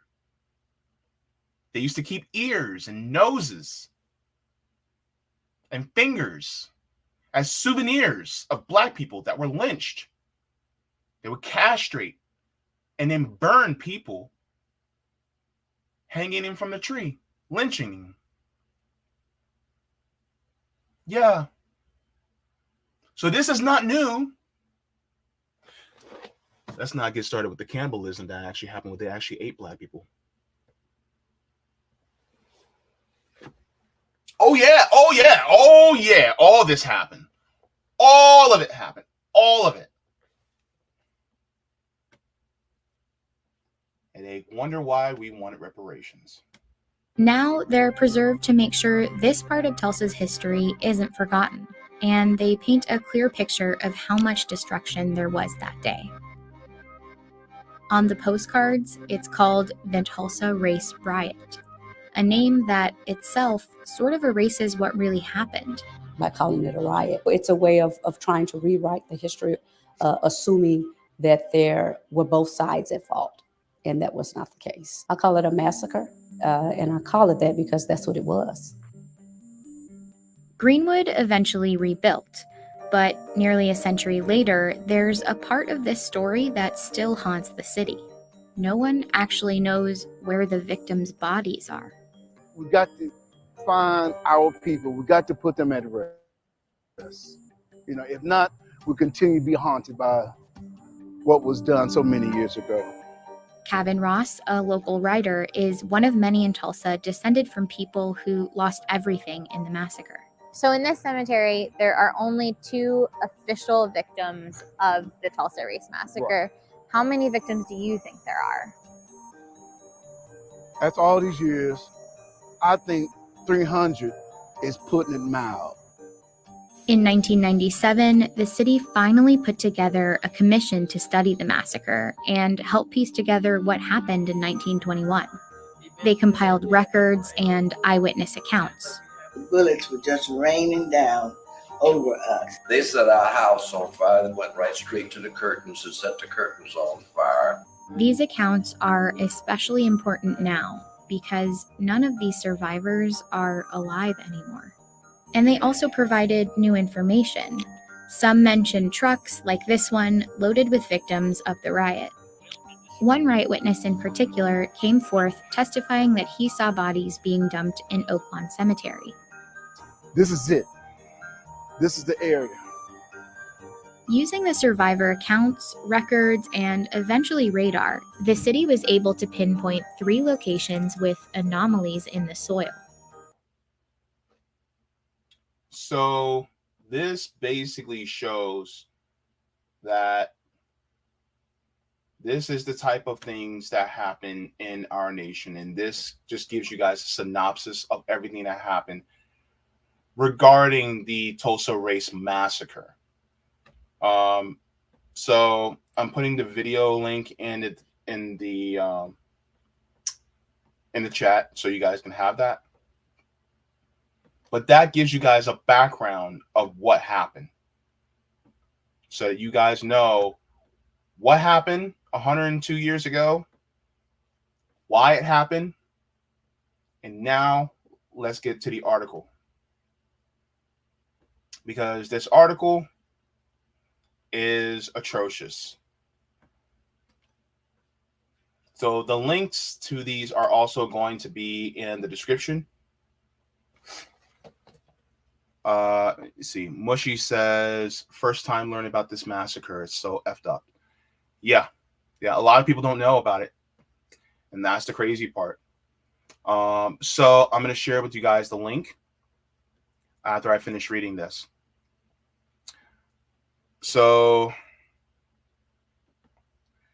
it says, Tulsa Race Massacre, court tosses reparations case. Judge dismissed a lawsuit brought by 3 survivors of the 1921 attack. It says an Oklahoma judge dismissed a lawsuit brought by 3 survivors of the 1921 Tulsa Race Massacre who sought reparations for the attack in the city's Greenwood district, at the time one of the wealthiest Black neighborhoods in the United States. Tulsa County District Judge Caroline Wall dismissed the case filed against defendants, included the city of Tulsa and the Tulsa Regional Chamber, with prejudice Friday, according to the court docket entry. Dismissing with prejudice means the case cannot be refiled, but is possible for the decision to be appealed. So they can't refile this, which is basically means that they're blocking. They're like, no, we don't want to hear this ever again. You can appeal, but you can't do it again. I don't ever want to hear this again. Does that sound very racist to you? It does to me. Let's continue. It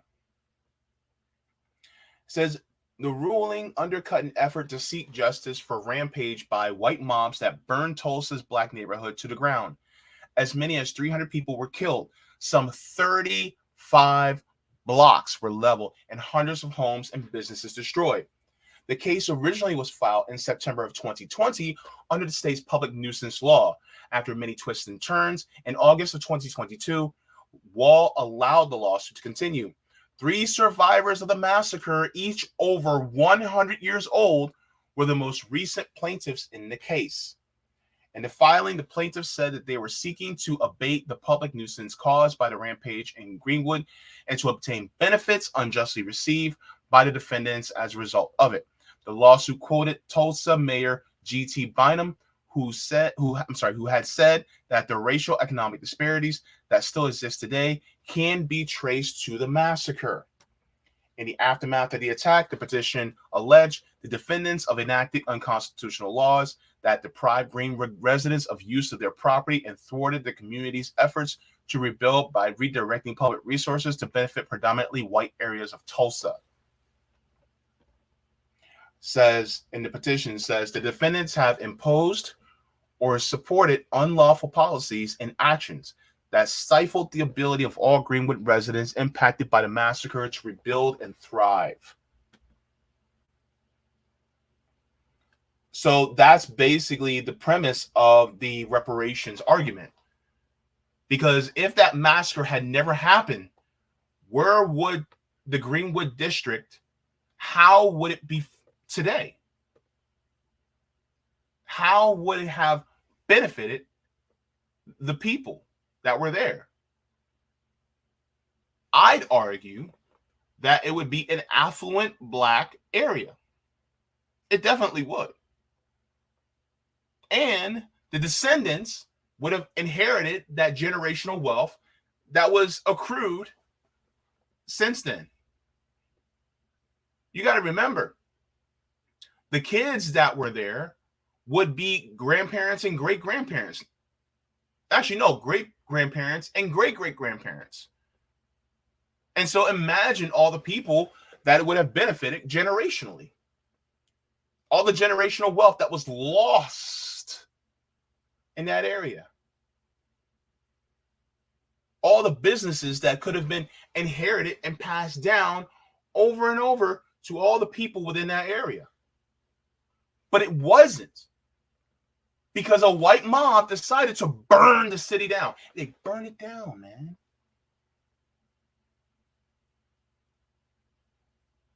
Who pays for that? Who pays for it? Was anybody among the white people killed that initiated that massacre? The young lady wasn't killed. The young lady wasn't even beat up. Right? And yet, it caused a white mob to massacre black people and burn their city down.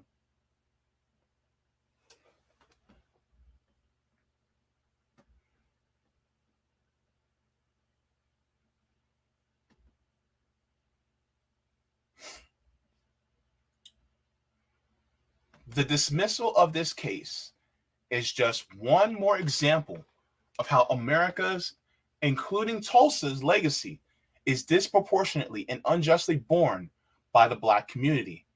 We will continue to fight on behalf and alongside our survivors. If you survive a massacre, should you receive reparations for the crime that was committed against you? That's the question that needs to be asked. Should you receive reparations for it? And also, if your family was directly or indirectly affected by it, then should you receive reparations for it too? Especially if it affects you financially. It's funny because everybody will say, everybody believes in lawsuits if you're wronged, except for when it happens to black people. If I sue somebody for wronging me or wronging my mother or my grandmother, and it affected me years later, shouldn't I receive reparations for that?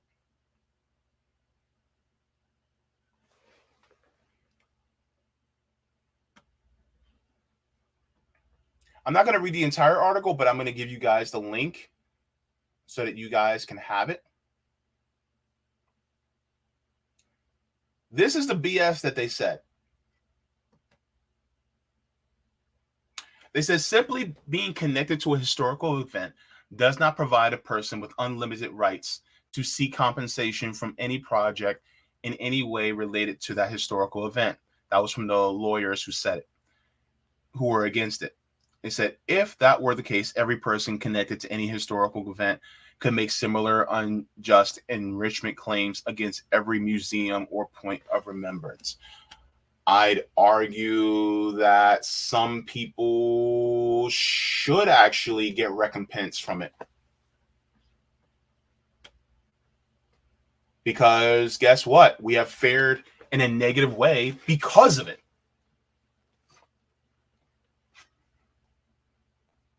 Yes, yes. Hold up. Would Europe be in the same spot that it's in if Africa and parts of the global South and Central and South America, would they be as rich as they are if we actually seek recompense for all the wealth that they stole? Would they? No. And guess what? It's justified. It's justified. Because somebody fared horribly.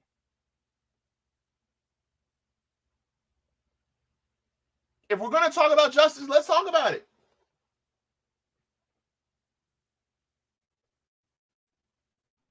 Because I remember hearing about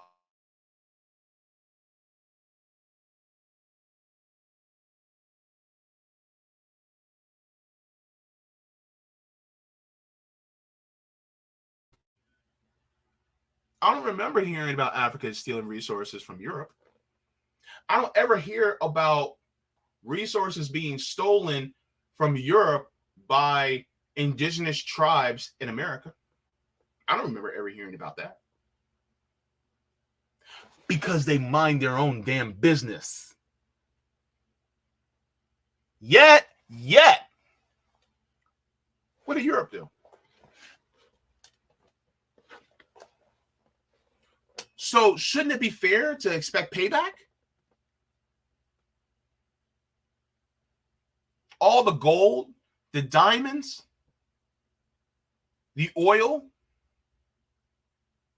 the rubber, the bauxite, the hemp. Hell, let's go to the cobalt, the lithium. Let's talk about it, right? It was stolen. The rubber. Oh, don't get me started on Leopold and how he basically massacred Congolese people. 10 million murdered.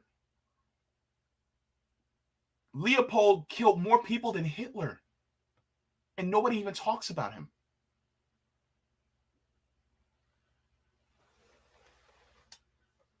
Because they were black. 10 million Congolese people. You don't think Congo deserves reparations?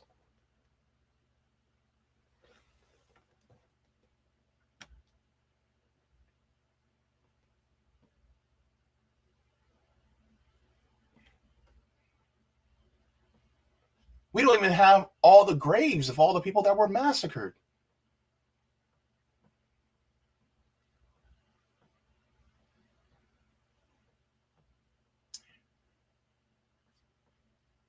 Now, let me get to this really quick.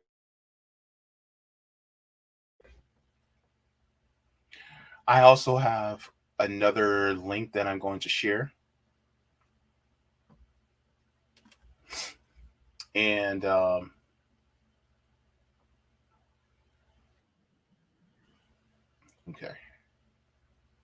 No, we're going to block that. All right. So I'm going to share this, and this is going to be Levert the Baseman on TikTok. If you guys are on TikTok and you guys want a good channel to follow on TikTok, Levert the Baseman is really good. And no, we're not related, but to be related to such a intelligent person would be a privilege. I mean, technically we are, because I mean, we're both black, so we probably are related somehow, some way. But let's go into it. Hey, good morning. Let's talk about reparations. Good morning. What is it? Well, according to the United Nations, reparations refers to the process and result of remedying the damage or harm caused by an unlawful act. In the case of the Tulsa Race Massacre, the unlawful act is when thousands of angry white people killed over 300 innocent black people, looted their businesses and homes, and burned over 35 city blocks to the ground. All because a black teenager stood in an elevator with a white woman, and on his way out the door either stepped on her foot or bumped into her. So what is the purpose of reparations? The UN says that the purpose of reparation is generally understood to reestablish the situation that existed before the harm occurred. So did the state of Oklahoma or the city of Tulsa do any of that? No, they did not. You see, for decades, they lied about it and deliberately covered it up. A newspaper removed the front page story about it from their archives, and the police and state militia archives about the riot were missing as well.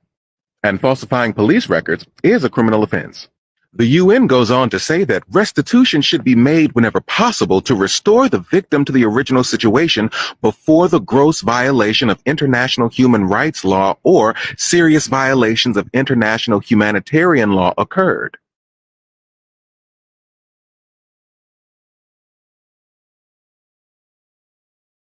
First of all, that's what reparations means. The root word in reparations is repair. So to repair, to restore something to the original state it was before the injustice happened. If you really want to give reparations, then you need to repair what happened to the people in Greenwood to the state that they were before it was ever, before what had happened. And so the thing is that that's what needs to happen. But they don't want to repair or restore Black people to the point of what happened, right? They can repair and restore what happened to Japanese people. They can repair and restore what happened to Jewish people. They can repair and restore what happened to white slave owners after losing their slaves after the Civil War. But they don't want to do it for Black people. Think about that. Let's continue. And we all know that the Tulsa Race Massacre, as well as chattel slavery, are violations against human rights laws. So in 2020, survivors and descendants of those who died in the Tulsa Race Massacre went to court and sued the state of Oklahoma and the city of Tulsa for reparations. However, Judge Wall said that no descendants of anyone in the Tulsa Race Massacre can file for reparations, only living victims. So people would say, oh, well, you guys still aren't enslaved, so you guys aren't victims. And yet, we're still paying for the issues of slavery, as well as Jim Crow, as well as all the massacres that happened besides in Tulsa. Let's talk about all the other race massacres that have happened across the country, especially in 1919, and all the race massacres that have happened before and after, during and before and after Reconstruction. Let's talk about Seneca Village, the community, the Black community that was in New York City that was actually, that removed all the Black people and they put a park over it called Central Park. Yes, Seneca Village. All the Black communities that were put underwater, and now there's a lake over top of these Black communities. Let's talk about that. But a lot of people don't want to talk about it, right? A lot of people don't want to say anything about it. A lot of people don't want to give reparations to people who have suffered. And let's talk about the reparations to people who also are in prison, who are forced to do labor. Yes, there are people who are living who deserve reparations now. Yeah, let's talk about it. Because the thing is that everybody was like, oh my goodness, slavery was so long ago. Slavery still exists to this day. To this day. And people don't want to talk about it. If it still exists to this day, then guess what? Those people deserve reparations too. I have family members that deserve reparations. If you want to talk about, oh, only the people who have actually endured it, guess what? Yeah, I have a lot of family members that have endured it. Yeah. Rome from RBN always talks about how his grandmother was literally a slave. Still a slave. Boy, oh boy, oh boy. Let's continue. So, Brother Ellis, who's now 102, his sister, Sister Randall, who's now 108, and Mother Fletcher, who's now 109, went to court to sue for reparations. But in 2023, Judge Wall said, no, you can't have reparations. So basically, Judge Wall moved the goalpost. Oh, nobody only a surviving person can actually do it. And then survivors came. Survivors came and they were like, we're survivors. Pay us our reparations. We endured the massacre. Then she's like, no, you can't. Even though they're survivors. That's like someone who was on the White Star Line, who was on the Titanic. The Titanic sank because of their hubris, because of the errors of, because of the captain, and then they sue, the captain and the White Star Line for repairs for, them having to endure that tragic event. And it's like, oh, only survivors. Well, I survived the Titanic. No, you can't look for reparations for that tragedy. What? How are you going to move the goalposts like that? But they do it for black people all the time. A Karen on the bench. So she dismissed the case with prejudice to make sure that they couldn't file again, which was a slap in the face to the survivors of the Tulsa Race Massacre who were simply looking for justice in their lifetime. Even though they didn't receive reparations for the crimes against humanity they endured, the United States has issued reparations before. For example, on January 12, 1865, General Sherman promised black people 40 acres and a mule as reparations for their enslavement. But President Johnson said, no, they don't need 40 acres and a mule. Their freedom is enough. Give the land back to the human traffickers that enslaved them. And that's exactly what they did. And here's the crazy part. We were never truly free, even after the abolishment of slavery. Because what could black people do? Okay, they were free, but they had no property. They had no means to actually build up for themselves, build their own houses, have their own land to be able to cultivate, to eat. They didn't have none of that. So what did they have to do? They had to go back to the same slave owners that they were freed from. And they had to work for them for slave wages as sharecroppers. And then on top of it, they had to rent the tools. And it was so expensive that they were held, they could not pay it ever back. So there were still slaves even after slavery.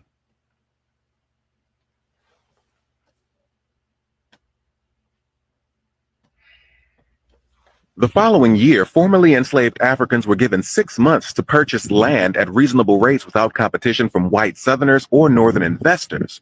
But because they worked their entire lives as enslaved people and received no pay, they had no money, and few ex-slaves were able to take advantage of the program. And the largest number that did were located in Florida, just a little over 3,000, and eventually the program failed. In 1862, President Abraham Lincoln signed the Act for the Release of Certain Persons Held to Service or Labor within the District of Columbia, and it gave former slave owners $300 per person that they set free. More than 3,100 enslaved people saw their freedom paid for in this way. However, newly freed black people got no money if they decided to stay in the United States, because the act provided for an immigration incentive of $100. I'm gonna give you $100 to just leave the States. You worked for us your entire life, so here's $100 to get the hell on up out of here. That's the equivalent of $2,683 in 2021 dollars. So, meaning that it would be the equivalent of you being released from slavery without anything, and then the United States gives you a little over $2,000 to get out of the country. That's enough just for the ticket. That's it. So basically, like, here's your ticket to get out of the country. Now get out. That's it. Now, the lowest estimate of what enslaved Africans were worth in the 1860s is around $20.3 trillion in today's money.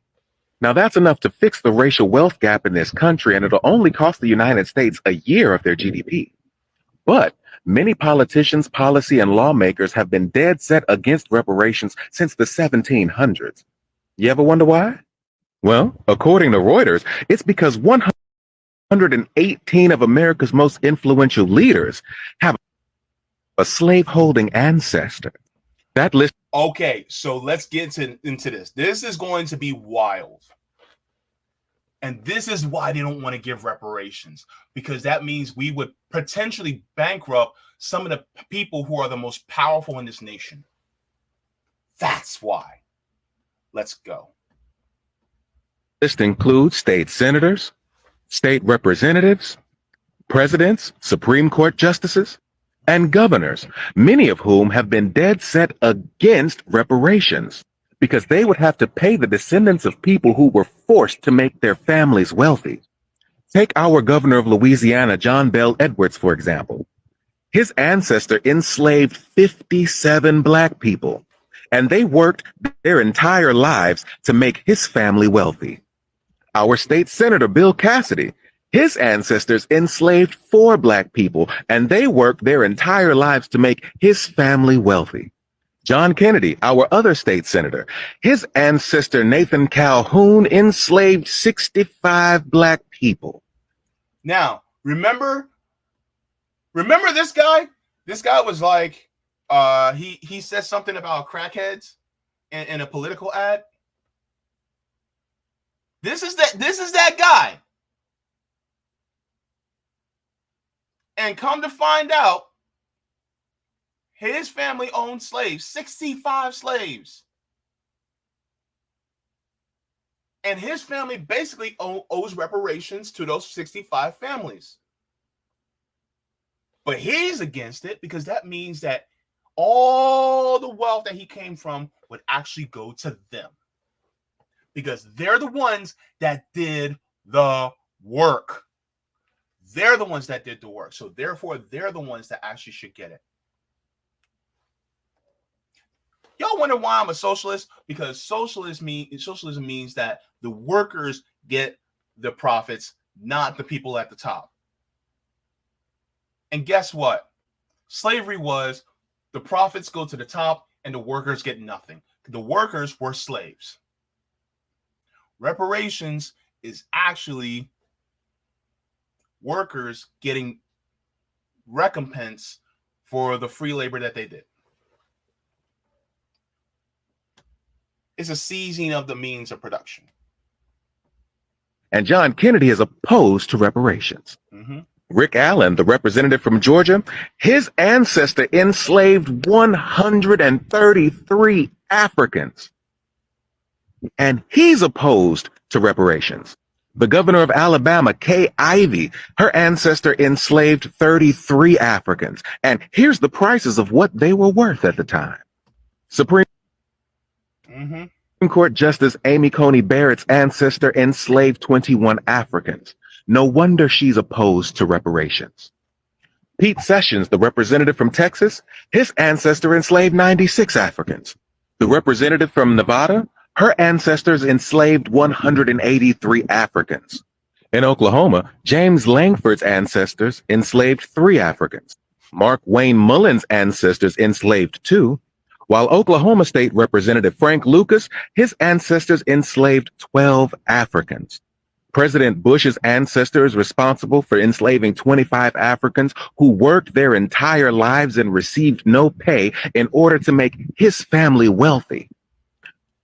Now, George W. Bush, his family owned slaves.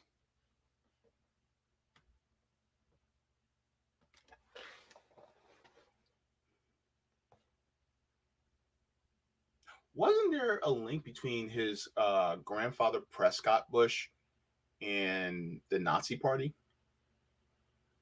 I may be wrong on that, but correct me if I'm wrong. But I think there was a link between his grandfather Prescott Bush and the Nazi Party. Also, his father George H.W. Bush was head of the CIA. And what did the CIA do to Black communities? Crack epidemic, anybody? Yeah. So basically, we deserve reparations from his family for owning slaves, as well as reparations from his grandfather, Prescott Bush, reparations from his father, George H.W. Bush, and reparations against him as well, because he oversaw this country and what they did to a lot of us within private prisons and, working as slaves within these prisons.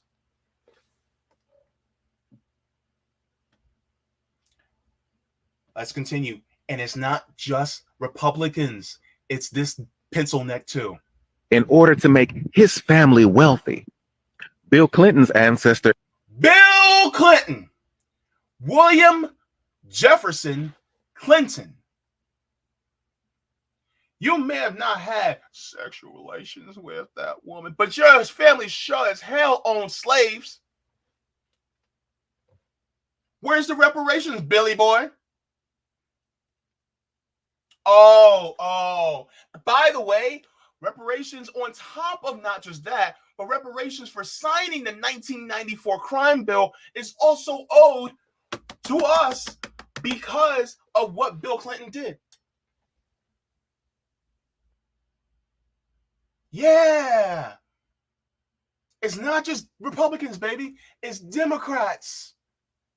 This is why I say the duopoly, it's the Demo-Republican Party. Neither party is exempt from this. Do they want to give us reparations? No, because that means that they would literally have to owe us all the wealth that they stole. enslaved one African, while President Obama's ancestors enslaved 2 people. Including Obama. Barry also owes his reparations.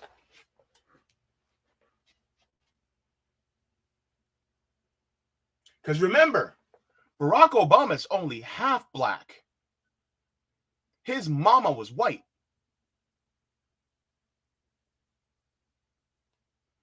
And his father, because of his father's side, he doesn't deserve reparations because his father's from Kenya. So therefore, he doesn't get reparations, at least not from this country. He probably would get reparations from a European country because of what they did to Kenya. But he would have to pay reparations because of the white side of his family.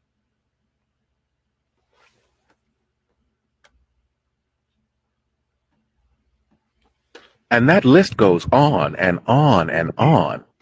Throughout American history, we've seen cases where the United States of America gave reparations to various groups of people. Native Americans for stealing their land and Japanese Americans for putting them in concentration camps. When it comes to Black Americans who experienced over 400 years of enslavement, Jim Crow, racism, and illegal discrimination. The concept of repairing all the harm that was done to us is a foreign concept to them, and they don't want anything to do with it. And that's because many people in America still have the mindset that Supreme Court Justice Roger Taney had in 1857 when he ruled that the Negro has no rights that the white man is bound to respect.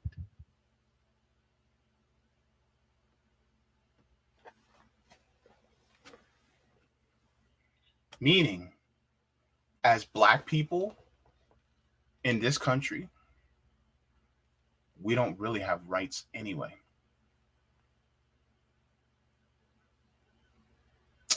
Yep.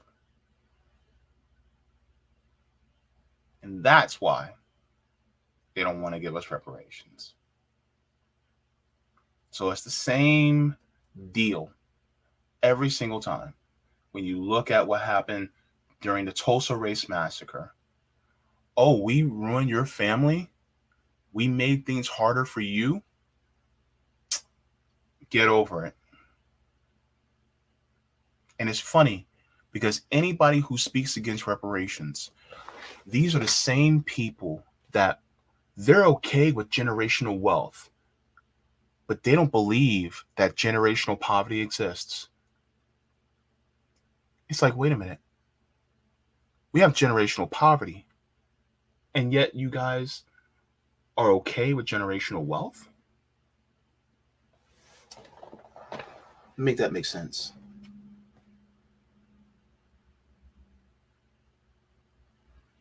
So yeah, that's what happened.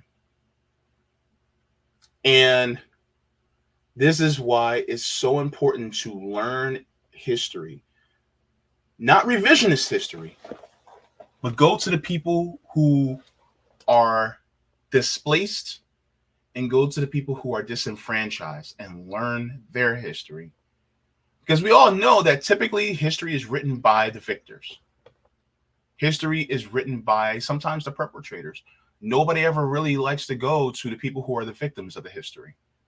When you go to the victims of the history and you get their history, their story, then you get to find out, oh, snap.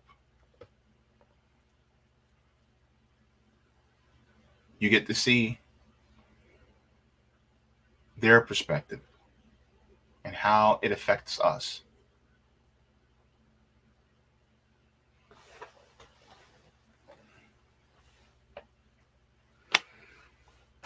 Let me go to the chat.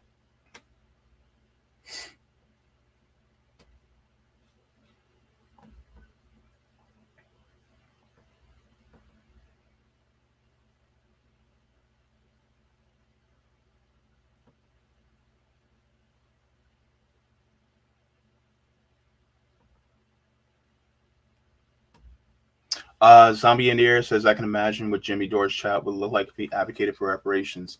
He did say he's for reparations, so I did hear him say that. Serena says, who gives a crap if it's divisive? If it is the right thing to do, then it's the right thing to do, even if it's not popular. Bingo.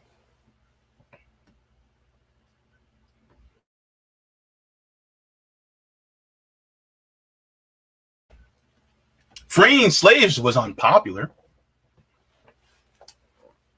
And we literally supposedly had a war over what the right thing to do was. So I don't care if it's unpopular. I don't care if, no offense to the white people present, but I don't care if it's if all white people in this country do not want us to have reparations. Just because y'all don't like it doesn't mean it's not the right thing to do. The time is always right to do what is right. By the way, they knew slavery was wrong back then. There are many different accounts that they talked about how they knew slavery was wrong, but they did it anyway. So they knew it was wrong back then. They know it's wrong now. And yet,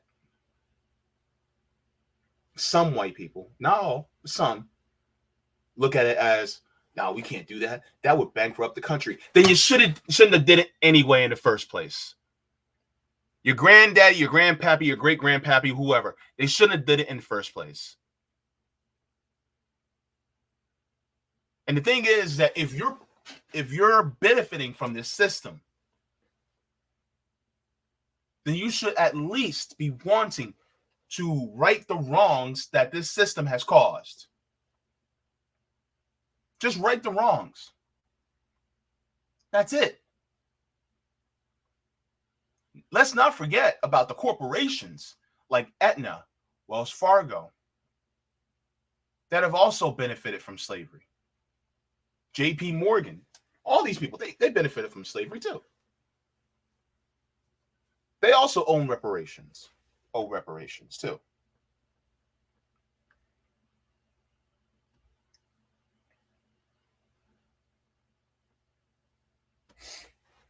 Whoever says a bunch of racist idiots used to call Billy Boy the first black president because he played the saxophone.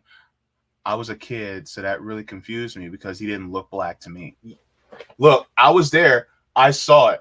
And it was on Arsenio Hall. Arsenio Hall had on Bill Clinton, and he came out with black shades and playing the saxophone, and black people just loved him because apparently he was somebody who they thought was actually for them, when in reality he was not.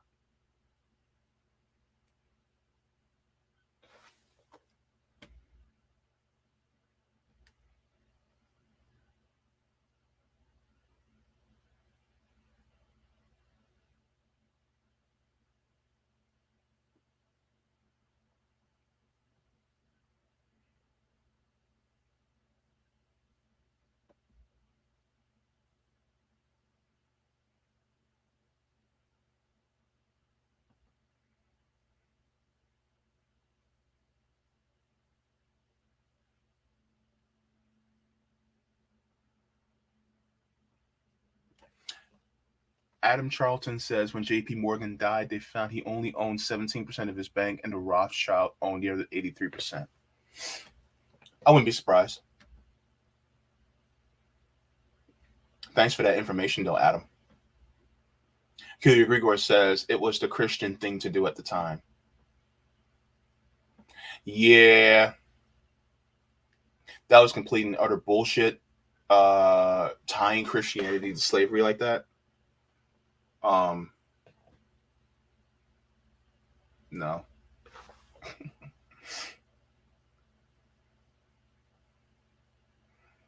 That's something that we also need. Hell, we need reparations from churches. I said what I said. Whoever says, just like Joe Biden, thinking that people ain't black if they won't vote for him.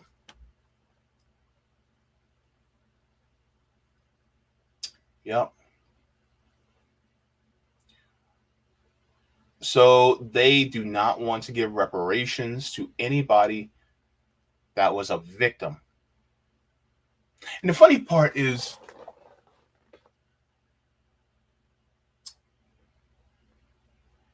if something bad happened to my mom or my grandmother, and I decided to sue that person, a lot of times people will go, "Oh yeah, that's justified."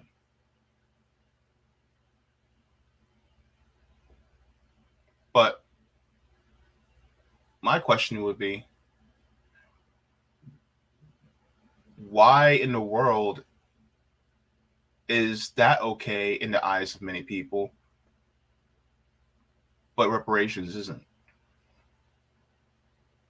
It's a debt owed.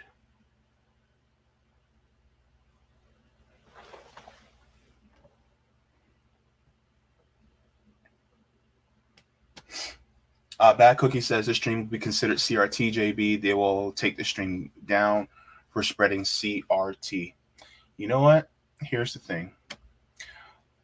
People who hate CRT or people who speak about CRT are just a bunch of snowflakes. That's what they are. Because they feel bad about their family's history and they don't want to face it. They don't have the balls to face the history of what their family did. So therefore, they're going to act like a bunch of wusses and go, "I don't want to hear la, la, la, la, la, la." Your family did it. Move on. Pay reparations and move on. Say you're sorry and move on. Why in the world are you going to sit there and be like a fucking wuss and say, "Oh, I don't want to hear about the history"? Like, look, your great-great-great-granddaddy done raped a woman and then had a baby and enslaved her and kept her in the house. Okay, look, realize the history that your family did, pay the reparations, say you're sorry, and move on. What's so hard about that? Oh, because now you realize that all the benefits that you've gotten in society was because of the horrible things that your family did. Guess what? Guess what? You guys benefited from it, but who got a disadvantage from it? It's okay to equalize. It's okay to pay back because we suffered from it. So guess what? Pay it back so that we no longer suffer. Why is that? Why is that such a hard thing? Why is that so hard? To say you're sorry and to pay back what you've done, what your family has done. Why is that so hard? People sit there and go, "My family did this years ago, but I don't owe you guys anything." But you benefited from it. You benefited from the suffering. If you benefited from the suffering, then yes, you pay it back. Yes, you give it back to the people who your family have harmed. But you don't want to do that because you want to be a bunch of racist fucks and say there and go, "Oh, well, we don't owe you." Yet you guys did it. You guys are facilitating it for Jewish people. You guys did it for Japanese people. You guys did it. Your own ancestors got reparations. For what? for crimes against humanity. Give those reparations back.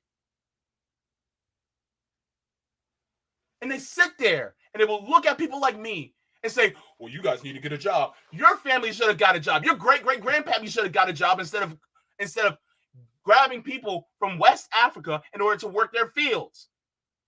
Bunch of lazy fucking assholes. That's what your great-great-great-great-granddaddy is. A lazy-ass prick. Because he decided to want to buy people and have them work the fields that he should have done him damn self.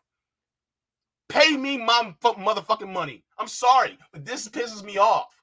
When people go, oh, well, we don't owe you guys. Yes, you do. This entire country was built by people who look like me and stolen from people who are peaceful, who just wanted to live off the land. And yet, y'all think that anybody who comes here is illegal. When in reality, the people who are from Mexico, Honduras, Nicaragua, Venezuela, they're not illegal immigrants. They're just coming home.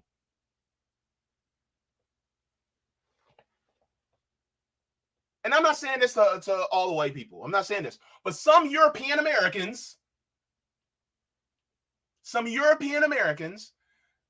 whose great-great-great-granddaddy decided to own some African Americans, thinks that they actually have property that they should own in this country, when in reality, it was never theirs in the first place. This is the similarity between United States and the state of Israel.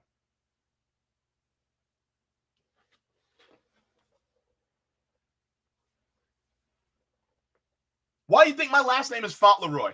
That ain't an African name. This ain't African. It's more French than African.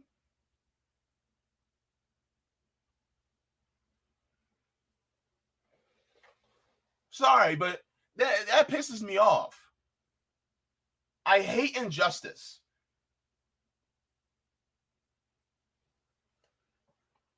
And people will sit there and be okay with injustice just because they benefited from it.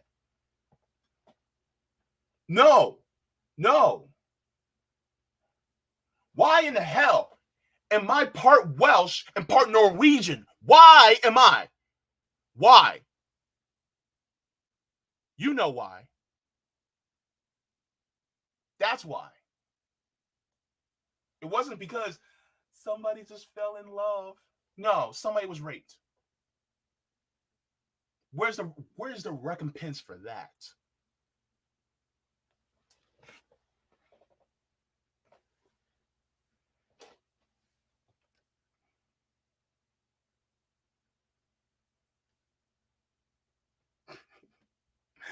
Bad cookies, you so silly. I thought you were from the Kenyan Fauntleroy. Made me cough up a lung. Sudanese Fauntleroy. Actually, no, I'm over a third Nigerian. Yeah.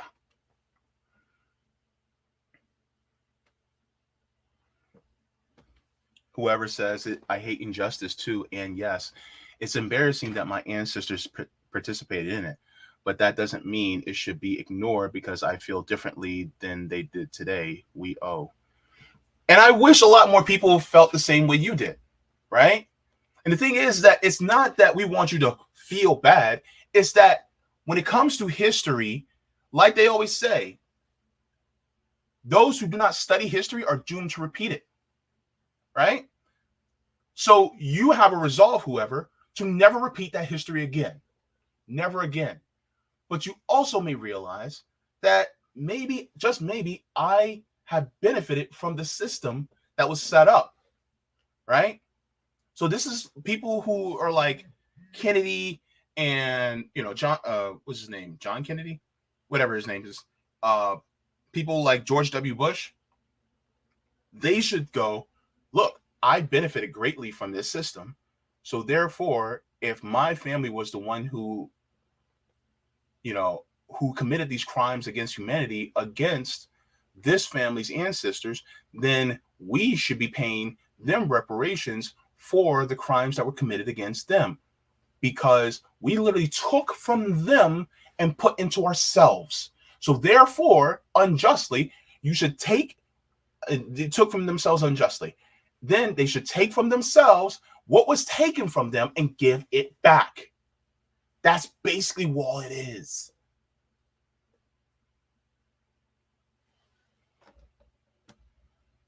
Creative Experiment says child labor coming back now. Yeah.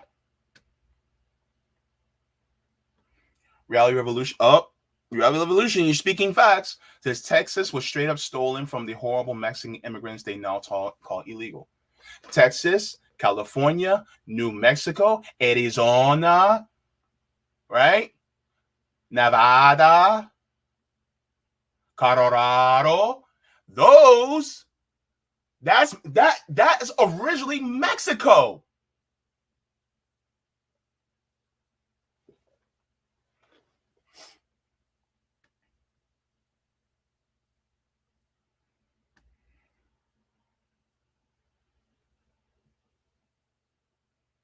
Dwayne Vogel says just as many blacks in New Orleans had a French colonial background.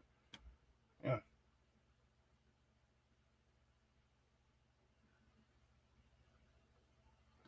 Oh, that's interesting. Bad Cookies, Colorado is Spanish for colorful. Florida is supposedly Spanish for flowery. Yeah. So yeah, that whole rant got me hot. But yes, so let me finish up because I went over the time that I wanted to, because I also have a class in my Marxism class. If you guys would like to also participate in the class, you guys can actually just watch Midwestern Marx, and they actually do a live stream of the Marxism beginnings of Marxism class. So if you guys would like to, you guys can go to Midwestern Marx. It's going to be in half an hour, so you guys can go there. Just to let you guys know, RBN got a strike, so RBN will not be able to upload any clips or do live streams for 2 weeks, and that started yesterday. So just letting you guys know, that's what happened with RBN. So if you guys would like to, you guys can continuously watch, the live streams. I think they're doing a live stream on RBN Long Beach, which is another channel. But if you guys would like to, just go to Rumble or Rockfin. I'm not sure. I think they're going to be doing a live stream today, but go to Rumble or Rockfin and look at RBN from there. You guys can do that. So yeah, that happened. And by the way, while I have it here, on Saturday, I did the next part to Laziness Does Not Exist by Dr. Devon Price. So if you guys want to hear more of this book, the reading for this book, go ahead and go there. So yeah, Laziness Does Not Exist by Dr. Devon Price. The next part is that chapter. Oh, it was so good. It was so cathartic. So if you guys would like to, then also you guys can go to the playlist and you guys can see that as well. So you guys can see my reading. So you guys can hear it. If you guys don't pick up the book, you guys can just listen to it. Or if you guys want to pick up the book and read along with me, you guys do that. I also do some discussion in the book as well. Shout out to Dr. Devon Price for this amazing book. Also, on Sunday night, I did a live reading. I read live chapter 13 of Assata Shakur's autobiography. That was Assata Shakur's birthday this past Sunday. So if you guys would like to, you guys can also tune in and watch that. And that chapter actually had a connection with George Jackson. So if you guys want to also hear my reading of George Jackson, I did the complete reading of this book on my Rockfin channel. So if you guys would like to, you guys can actually go to Rockfin and you guys can listen to the reading of Blood in My Eye by George Jackson, who was part of the Black Panthers. was a Black revolutionary. So yes, so she actually talks about what happened to George Jackson. So that was a really great reading. And so I thank you guys for tuning in as well. So thank you for that. And also, thank you so very much. If you guys would like to, if you guys have not liked the stream, please make sure to like the stream on your way out. And if you guys would like to, you guys can go to jaybefaunt.substack.com to get email notifications for any of my streams or clips that I upload. And so, yes, there will be clips that will be uploaded from this live stream, because some people, they don't want to sit through now 2.5 hours of stream in order to watch it. So I will be uploads of my clips. Also, while I'm at it, I want to ask any of you who are watching right now, if you are watching, where did you find out to watch me? Put that in the chat, put it in put in the comments down below. If you're watching this on the rewatch, let me know, how did you find my channel? How did you find me? Was it through RBN? Was it on Twitter? Did you guys just search through YouTube and find me? Did you guys find me through Twitch, Rockfin, Rumble? Where did you find me? I'm actually curious about that. And just let me know. Let me know how you guys found this channel. And I'll go through that in a little bit. But also, thank you to all the people who are patrons on Patreon, Coffee, as well as members. I do have memberships. Excuse me.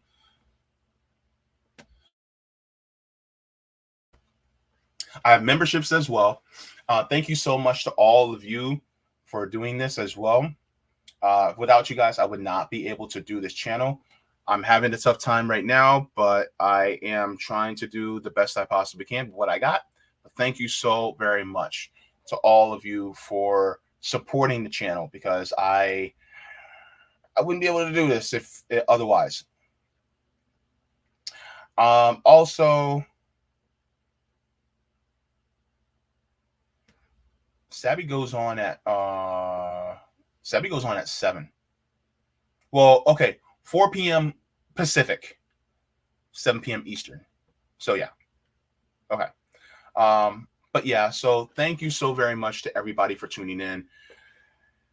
This was a kind of a difficult stream to do, but I appreciate all of you for tuning in. Look, like I said, water your plant. Oh, wait, hold on. Let me go through this really quick. Bad Cookie says, found you through RBN. Bryce Smith said RBN.